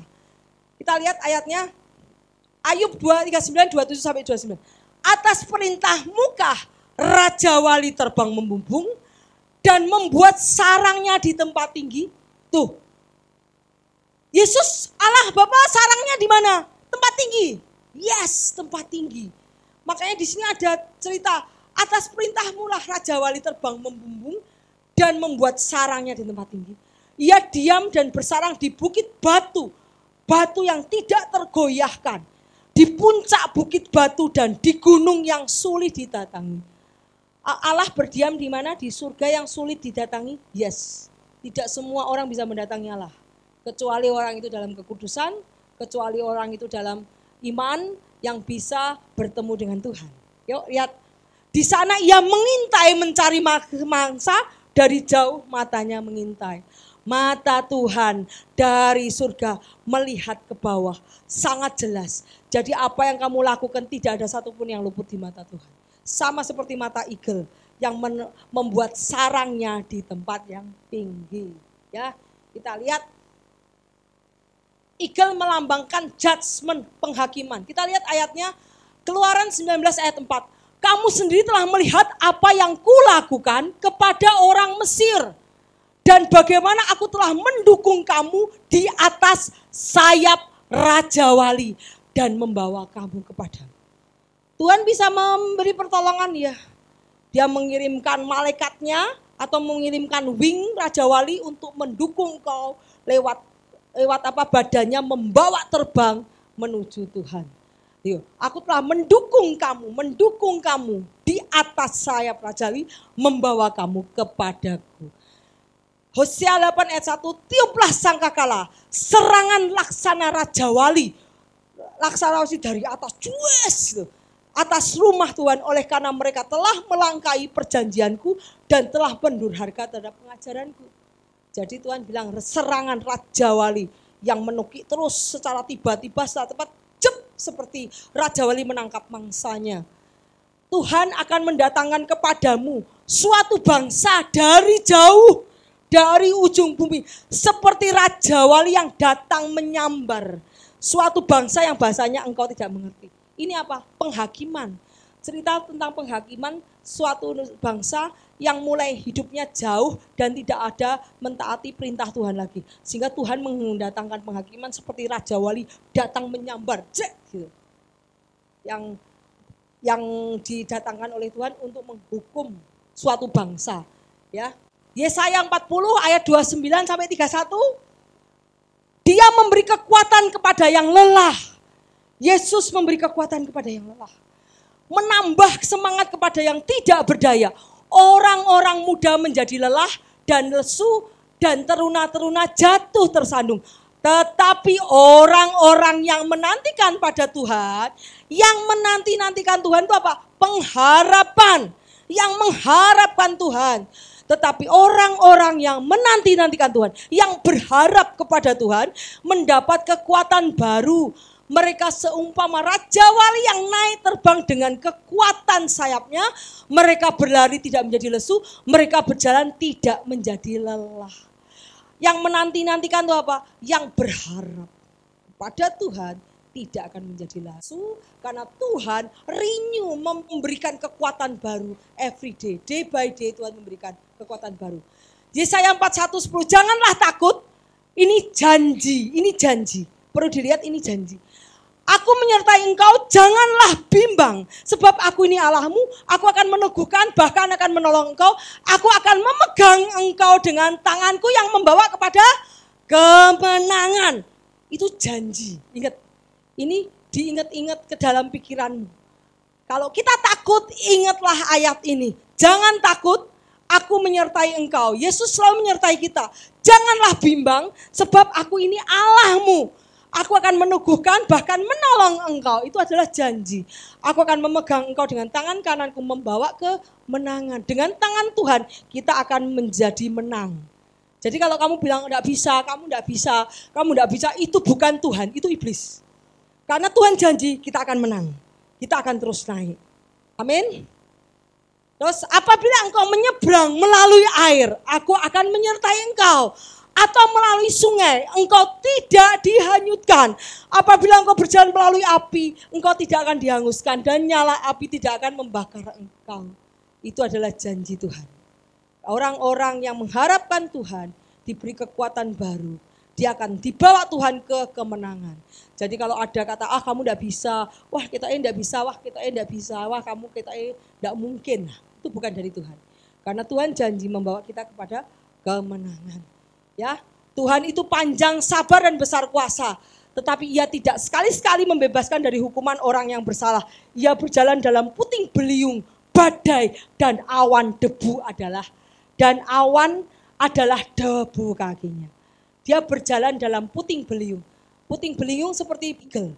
dia berjalan di atas awan. Awan adalah debu kakinya. Jadi eagle melambangkan Kristus sendiri. Dia berjalan dalam storm, dalam awan, di dalam angin yang kencang, di dalam badai. Kita lihat bagaimana kita belajar dari karakter Kristus. Jadi kita percaya kepada siapa Kristus itu, kita lihat bagaimana pelayanan Kristus di dunia, dan kita bisa ikuti, follow his path, mengikuti jalan-jalannya. Kita lihat bahwa pelayanan Yesus di dunia, Tuhan apakah bilang engkau itu suruhlah berjalan di atas air, datanglah. Yesus berkata datanglah, harusnya dia datang. Yes, kemudian Petrus datang. Kemudian ketika dirasa tiupan angin, takutlah ia, mulai tenggelam. Tuhan tolonglah aku. Pada saat Yesus berkata datang, kau datang, engkau hanya melihat Kristus, jangan melihat angin, ombak kanan kiri, jangan melihat keadaan sekeliling. Sekalipun keadaan sekeliling menakutkan dan tidak mungkin, tetaplah kamu lihat ke Yesus. Karena saat kamu melihat keadaan sekelilingmu, logikamu sudah masuk ke dalam otak dan saat itu kamu tenggelam. Kamu tidak akan mengalami mujizat. Ya, lihat nih, lalu berkata Tuhan tolonglah aku. Segera Yesus mengeluarkan tangannya, memegang dia dan berkata, hei kenapa kamu kurang percaya? Mengapa kamu bimbang? Mereka naik ke perahu dan angin reda. Jadi kalau engkau bimbang, engkau tidak percaya, engkau tidak melihat mujizat. Kalau engkau ragu, kamu tidak percaya sekalipun keadaanmu belum sembuh, sekalipun keadaanmu belum pulih, tetaplah percaya. Kalau engkau tidak percaya, kesembuhan tidak terjadi. Kalau engkau tidak percaya, pemulihan tidak akan terjadi. Ya, kita lihat ayatnya. Hendaknya memintanya dalam iman. Sama sekali jangan bimbang. Sebab orang yang bimbang sama dengan gelombang laut, diombang-ambingkan kemari oleh angin. Orang yang demikian jangan mengira bahwa ia menerima sesuatu dari Tuhan. Sebab orang yang mendua hatinya tidak akan tenang di dalam hidupnya. Kita lihat pada saat Petrus melihat Yesus, fokus matanya kepada Tuhan, dia bisa berjalan di atas air. Tetapi pada saat Petrus melihat keadaan sekelilingnya, mengadaan tiupan angin, gelombang, dia mulai tidak fokus pada Tuhan. Perasaan takut masuk ke dalam dia. Saat perasaan takut masuk, saat itu engkau tenggelam. Pada saat engkau berjalan Tuhan, engkau tidak akan takut. Karena berapa kali di dalam Alkitab, 365 kali Tuhan bilang, jangan takut, jangan takut, jangan takut. Kita lihat Yesus menolong orang dalam masalah pekerjaan. Kita lihat setelah selesai berbicara, berkatalah kepada Simon, bertolaklah ke tempat yang dalam, tebarkanlah jalanmu untuk menangkap ikan. Simon berkata, Guru, telah sepanjang malam kami bekerja keras, kami tidak menangkap apa-apa. Tetapi karena engkau menyuruhnya, apa yang dikatakan Tuhan adalah firman Tuhan. Firman Tuhan mengandung kuasa. Firman Tuhan mengandung janji. Ingat, firman Tuhan mengandung kuasa, firman Tuhan mengandung janji. Kita lihat. Simon, Guru, telah sepanjang malam kami bekerja, kami tidak menangkap apa-apa. Karena engkau menyuruhnya, firman Tuhan, kami akan menebarkan jalan. Dan setelah mereka melakukan yang disuruh Yesus, mereka menangkap sejumlah besar ikan, sehingga jalan mereka koyak. Lalu mereka memberi isyarat kepada temannya, dan mereka datang membantu. Sebab ia dan semua orang yang bersama dia takjub oleh karena banyaknya ikan yang mereka tangkap. Kita lihat bahwa Simon Petrus sudah jadi nelayan puluhan tahun. Sebelum Yesus ketemu dengan dia dan membawa dia menjadi penjala manusia, Simon Petrus itu adalah penjala ikan dari warisan nenek moyangnya. Dari keluarganya sudah penjala ikan. Dia pasti pinter melaut, tahu kapan banyak ikan, tahu kapan ikan tidak banyak, ya kan? Tetapi dia tidak menangkap apa-apa. Tapi begitu dengan Yesus, dia menangkap lebih banyak ikan selama dia pernah menjala ikan. Kenapa? Karena Yesus yang menciptakan ikan. Kenapa? Karena semua di dalam alam semesta ini tunduk kepada Yesus. Amin. Yesus yang menciptakan alam semesta, Yesus yang menciptakan manusia, Yesus yang menciptakan segala bumi dan segala isinya, bahkan alam semesta di luar bumi, Yesus semua yang ciptakan. Jadi semua all creation tunduk pada Yesus. Kenapa kita harus takut? Kalau semua all creation in the world, in the alam semesta tunduk pada Yesus. Kalau kita memegang Yesus, kita tidak akan takut, kita akan mengalahkan segalanya mengalahkan dunia ini. Karena kita tinggal di dunia, kita akan mengalahkan dunia kalau kita bersama dengan Yesus. Yuk kita lanjut. Yesus menolong dalam pekerjaan. Kita lihat nih. Ketika Yesus dan muridnya tiba di Kapernaum, datanglah pengumpul bea cukai. Apakah gurumu tidak membayar bea 2 dirham? Tetapi supaya jangan kita menjadi batu sandungan, pergilah memancing ke danau. Itu Yesus bilang, Yesus kita harus membayar bea pajak 2 dirham. Ya wes. Yesus berkata Petrus, wes kamu pergi mancing. Tuh Yesus bilang, nanti ikan pertama yang kau pancing, bukalah mulutnya, nanti kamu ketemukan uang di situ. Loh, ambillah dan bayarlah kepada mereka, bagiku dan bagimu juga.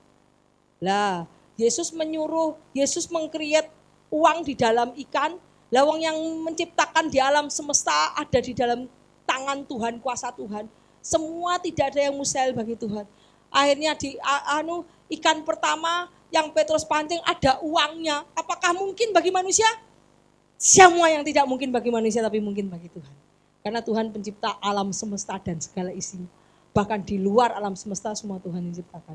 Di luar apa? Di luar bumi, dunia Tuhan yang ciptakan. Yuk kita lihat ayatnya. Jawab mereka, yang pada kami hanya 5 roti 2 ikan. Bawalah kemari kepadaku. Kemudian Yesus menengadah, menaruh ke atas. Lihat nih, disuruhnya orang banyak duduk di rumput. Dan setelah diambilnya 5 roti 2 ikan, Yesus menengadah ke langit. Mengucap berkat, memecahkan roti itu dan memberikan kepada muridnya. Muridnya membagikan kepada mereka. Mereka semuanya makan sampai kenyang. Dan yang sisa 12 bakul. Jadi pada saat Yesus memberi makan 5.000 orang, yang di tanganmu cuma 5 roti 2 ikan, pada saat engkau mengucap berkat kepada Tuhan, Tuhan bisa melipat gandakannya. Jadi tidak ada yang mustahil bagi Tuhan. Kita lihat Yesus menolong dalam situasi yang tidak terkendali. Matius 8:26. Mengapa kamu takut, kau yang kurang percaya? Lalu bangunlah Yesus menghardik angin dan danau itu, dan danau itu menjadi tenang sekali. Ya, janganlah kamu sampai dikalahkan oleh iblis, tetapi kalahkan iblis janganlah kamu dikalahkan oleh kejahatan, tapi kalahkan kejahatan itu dengan kebaikan. Ya, itu adalah perintah Tuhan. Apa yang diperintahkan Tuhan kita lakukan, maka kuasa terjadi, mujizat terjadi. Ya, kita lihat ayatnya Matius 7 ayat 24 sampai 27. Setiap orang yang mendengar perkataanku ini dan melakukannya. Kita lihat, mendengar perkataanku dan melakukannya, ia sama dengan orang yang bijaksana yang mendirikan rumahnya di atas batu. Kemudian turunlah hujan dan datanglah banjir. Lalu angin melanda rumah itu.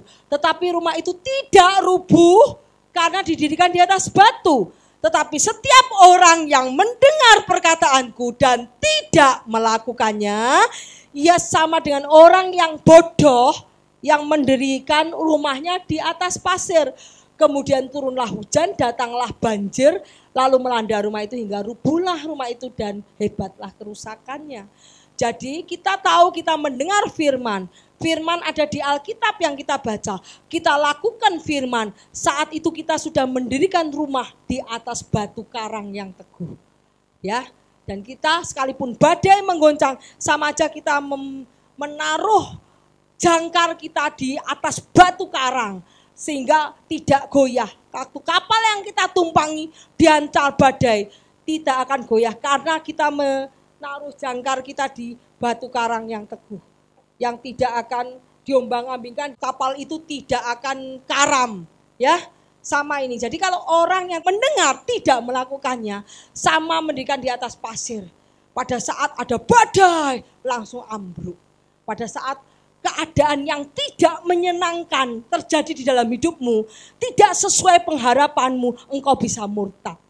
Jadi orang yang mendirikan di atas batu, dia akan tetap berdiri tegak. Sekalipun hujan, badai, segala persoalan yang tidak baik menimpa, dia akan tetap. Tetapi orang yang di atas pasir, begitu ada persoalan, mengeluh, berontak, berkhianat, kemudian tidak percaya lagi, imannya runtuh.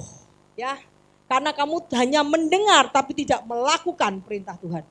Yesus menolong sakit penyakit. Ketika Yesus dikenal orang di tempat itu, memberitakan kesalahan penyakit itu, maka orang sakit dibawanya. Mereka memohon supaya diperkenalkan menjamah jubahnya, semua orang menjamahnya menjadi sembuh. Di sini Yesus menyembuhkan banyak orang. Semua sakit apapun bisa disembuhkan oleh Yesus. Karena Yesus yang punya kuasa atas manusia. Yesus yang menciptakan manusia. Ya, Yesus mengusir setan. Setiba di seberang yaitu daerah Gadara, datanglah dari pekuburan orang yang kerasukan setan. Mereka sangat berbahaya dan mereka berteriak. Pada saat orang itu ketemu Yesus, orang yang kerasukan berkata, "Apa urusanmu dengan kami, hai anak Allah? Apakah engkau kemarin untuk menyiksa kami sebelum waktunya?" Setan pun tahu kalau Yesus anak Allah. Yes, tahu. Setan berkata, "Apa urusanmu dengan kami anak Allah? Apakah kau menyiksa kami?" Bahwa setan akan disiksa pada masanya. Akan dilempar ke lautan api. Dia tahu ada pada waktu Tuhan. Pada kedatangan Tuhan yang kedua kali setan akan disiksa. Dia tahu. Nah, lihat, kemudian tidak jauh dari mereka sejumlah babi sedang mencari makan. Setan itu tahu dia tidak bisa menang daripada anak Allah. Setan tahu dia tidak bisa menang daripada Yesus. Maka dia bilang, minta, "Yesus, jika engkau mengusir kami, suruhlah kami. Suruhlah kami." Suruhlah itu apa? Yesus, suruhlah aku. Setan tunduk enggak sama Tuhan? Tunduk. Setan pun takluk sama Yesus. "Jikalau engkau mengusir kami, suruhlah kami pindah ke kawanan babi." Setan pun tunduk sama kuasa otoritas sama Yesus. Ya. Yesus berkata kepada mereka, "Pergilah." Lalu keluarlah mereka dan masuk ke dalam babi. Maka terjunlah babi ke dalam jurang. Orang yang dirasuki setan, kebiasaannya mereka akan membunuh dirinya. Ingat pada saat Yudas Iskariot dirasuki iblis. Yudas dibawa menggantung diri. Saul dirasuki iblis. Saul dibawa mati tertusuk oleh pedang. Orang yang dirasuki setan kebanyakan dibawa bunuh diri. Karena setelah bunuh diri setan itu pergi dari iblis, dari tubuh manusia itu. Jadi kalau sampai ada setan merasuki setan, kamu harus cari Tuhan, tetap percaya sama Tuhan. Kalau setan cuma menguasai kamu, kamu dibawa jauh dari Tuhan dan dibawa bunuh diri. Seperti yang terjadi ini. Keluarlah dari mereka, lalu terjunlah seluruh kawanan babi tepi jurang. Mati. Setannya pergi cari korban berikutnya. Ya, jadi kebanyakan kalau orang sudah dirasuki setan, dia akan membawa korbannya sampai bunuh diri. Padahal orang yang bunuh diri itu adalah jalan tol ke neraka. Kita lihat Yesus menolong dalam rumah tangga, keluarga. Pada hari ketiga ada perkawinan di Kana. Yesus ada di situ, murid-muridnya diundang juga ke perkawinan. Jadi pada saat pernikahan, suami dan istri, dua orang sepakat untuk mengadakan hidup baru pernikahan. Undang Yesus ke dalam pernikahanmu. Pada saat engkau mengucapkan janji kepada pasangan masing-masing setia, atau mengikatkan pada sakramen pernikahan, saat itu jangan lupa undang Yesus pada pernikahanmu. Segala sesuatu yang terjadi pada pernikahanmu, Tuhan akan tolong. Kita lihat ayatnya. Ketika mereka kekurangan anggur, ibu Yesus berkata kepadanya, mereka kehabisan anggur. Kata Yesus kepadanya, "Mau apakah engkau daripadaku, ibu? Saatku belum tiba." Kenapa Yesus bilang saatnya belum tiba? Karena saat pelayanannya Yesus belum tiba. Belum saatnya Yesus untuk mengadakan mujizat. Yesus punya waktu, yes. Yesus punya timetable. Karena Yesus ke dunia diutus oleh Bapaknya, dikasih waktu. Tapi saat itu Yesus belum waktunya untuk mengadakan mujizat. Ini kan mujizat pertama. Tapi Yesus belum waktunya untuk mengadakan mujizat. Tetapi karena Yesus tahu keadaan itu memerlukannya, Yesus mengadakan mujizat juga untuk engkau. Lihat kita ayatnya. Waktuku belum tiba, tetapi ibu Yesus berkata kepada, apa yang dikatakan kepadamu, buatlah itu. Yang keluar dari mulut Yesus adalah firman. Apa yang dilakukan Yesus, apa yang dikatakan Yesus, perbuatlah itu. Ada kuasa di situ, ada mujizat di situ. Lihat kita, di situ ada 6 tempayan yang disediakan untuk pembasuhan menurut adat orang Yahudi. Masing-masing isinya 2-3 buyung. Yesus berkata kepada pelayan itu, isilah tempayan itu penuh air. Dan mereka mengisinya sampai penuh. Lalu kata Yesus kepadanya, sekarang cedoklah dan bawalah kepada pemimpin pesta. Mereka pun membawanya. Yaitu ketaatan kepada firman Tuhan itu membawa mujizat. Kita lihat setelah pemimpin pesta mengecap air yang telah menjadi anggur, ia tidak tahu dari mana datangnya air itu. Tetapi pelayan-pelayan yang mencedok air mengetahuinya, ia memanggil mempelai laki-laki dan berkata kepadanya, setiap orang menghidangkan anggur yang baik dahulu, dan sesudah orang puas minum, barulah yang kurang baik. Akan tetapi engkau menyimpan anggur yang baik sampai sekarang. Mujizat yang Tuhan lakukan selalu lebih baik dari keadaan sebelumnya. Kalau keadaanmu saat ini belum pulih, tetaplah berharap, tetaplah beriman. Pada saatnya Tuhan datang, mujizat terjadi. Engkau sempurna imanmu karena pengharapanmu tidak pernah putus. Dan engkau akan melihat kemuliaan Tuhan. Keadaanmu yang sudah dipulihkan Tuhan akan menjadi lebih baik dari sebelumnya. Ingat cerita mengenai Ayub. Pada saat Yesus Tuhan memulihkan keadaan Ayub, dia mendapatkan double porsi. Kekayaannya double, semuanya dibuat double porsi. Keadaan Ayub setelah dipulihkan menjadi lebih baik dari sebelumnya. Yesus Lazarus dibangkitkan, setibanya di Maria di Yesus, sekiranya tersungkurlah ia di depan kakinya, Tuhan, sekiranya engkau di sini, saudaraku pasti tidak akan mati. Tapi Yesus melihat Maria menangis dan orang Yahudi datang bersama dia, masuk Mas Yulia hatinya. Ia sangat terharu berkata, di manakah dia kamu dibaring? Tuhan, Maria lihatlah, Yesus menangis. Pada saat Yesus menangis, lihat keadaan keluarga itu, wah ternyata betapa kasihnya. Tuh di sini kita lihat bahwa Yesus itu manusiawi. Dia bisa menangis seperti kita menangis karena dia betul-betul manusia. Kita lihat angkat batu itu kata Marta, Tuhan ia sudah berbau sebab sudah 4 hari ia mati. Tetapi Yesus berkata, bukanlah sudah kukatakan kepadamu, jika engkau percaya kepadaku, engkau akan melihat kemuliaan Allah. Sesudah berkata demikian, berserulah dia dengan suara keras, Lazarus keluarlah engkau. Saat itu Lazarus yang sudah dipocong keluar dari lubang makam dan dia nyawanya kembali, badannya pulih, bahkan lebih baik dari sebelumnya. Karena Tuhan yang memulihkan segalanya. Yuk, kemudian orang yang telah mati itu datang keluar, kaki dan tangannya masih terikat dengan kain kapan, mukanya tertutup dengan kain peluh. Yesus berkata, bukalah kain itu dan biarkan pergi. Jadi kematian sudah tidak berkuasa atas Tuhan, kesakit penyakit tidak berkuasa akan Tuhan, setan pun tidak berkuasa atas Tuhan. Kita dari belajar seperti ini tadi, semua sudah tidak berkuasa atas Yesus. Kematian sudah tidak berkuasa, sakit penyakit tidak berkuasa, iblis pun tunduk sama dia. Itulah Tuhan yang kita sembah, Tuhan sumber pertolongan kita, Tuhan yang kita kenal, Tuhan yang selalu bersama dengan kita, Tuhan yang selalu melindungi kita, iman kita bersandar kepada Dia, tempat pertolongan kita. Matius 28 ayat 18. Yesus mendekati mereka berkata, kepadaku telah diberikan segala kuasa di surga dan di bumi. Kuasa dari Tuhan ada di bumi. Siapa yang pakai kuasa daripada Yesus tidak akan mengalahkan dunia. Semua akan takut kepada Yesus karena Yesus kuasa atas all creation. Semua penciptaan. Yang 1 Petrus berkata, serahkan segala kekhawatiranmu kepadanya sebab ia yang memelihara kamu. 1 Yohanes 5 ayat 4, sebab semua yang lahir dari Allah, semua yang lahir dari Allah mengalahkan dunia. Inilah kemenangan yang mengalahkan dunia, iman kita. Siapakah yang mengalahkan dunia selain kepada Dia yang percaya bahwa Yesus adalah anak Allah. Setan pun takut ya. Jadi kita tidak usah takut sama setan karena Yesus Kristus ada di dalam kita.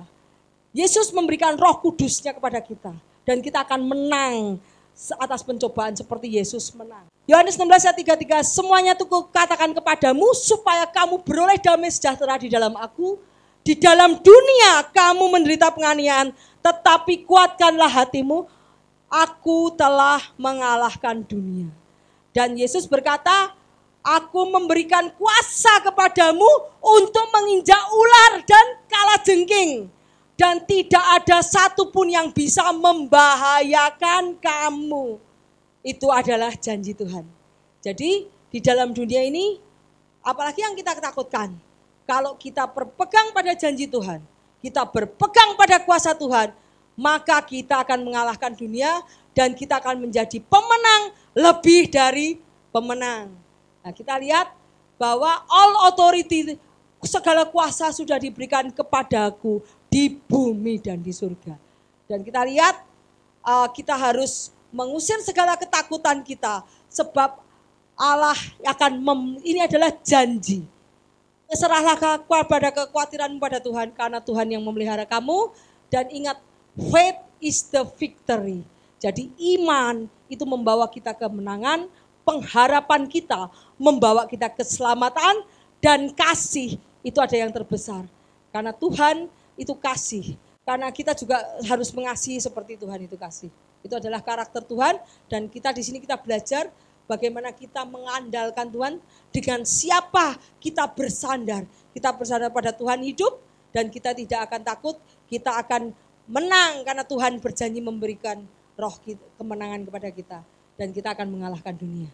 Dan badai apapun kita tidak akan takut. Pada saat kita memandang kepada pencipta kita, dia akan meredakan badai untuk kita. Amin. Pada saat kita harus melewati badai, kita akan terbang seperti Raja Wali di atas badai. Dan kita akan melihat kemuliaan Allah. Amin. Amin. Terima kasih Tuhan. Hari ini kami sudah belajar mengenai iman yang iman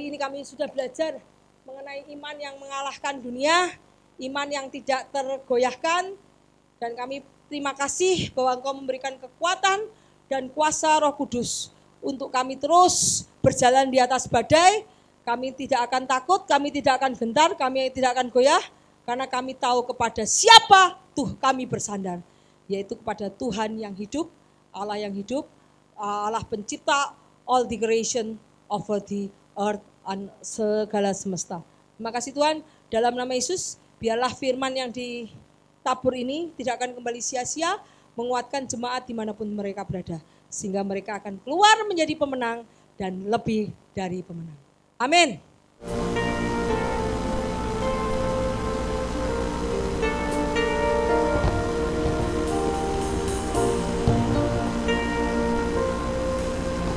Betapa ajaib kekuatanmu, Kau bebaskanku dari belenggu. Engkau Allah penyelamatku, menjamin hidupku. Kau berikanku hidup yang baru. Betapa besar pertolonganmu, lewati badai yang menerpaku. Engkau selalu bersamaku di dalam setiap waktu. Kau berikanku kekuatan baru. Dengan iman ku melangkah, amin. Dengan kekuatanmu aku tenang, karena Kau Allah besertaku. Aku ada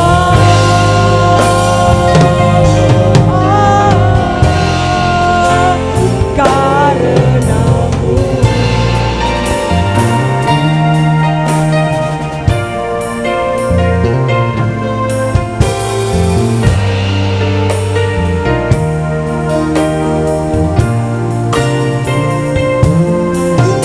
Betapa besar pertolonganmu, lewati badai yang menerpaku. Kau selalu bersamaku di dalam setiap waktu. Kau berikanku kekuatan baru. Dengan iman ku melangkah, dengan kekuatanmu aku tenang, karena Kau Allah besertaku. Aku ada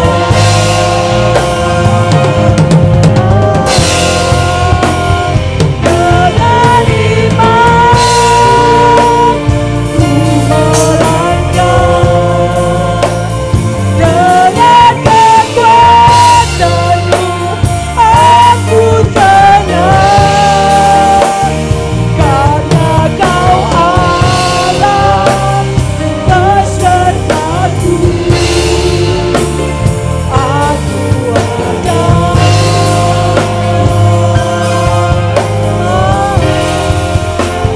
karenamu.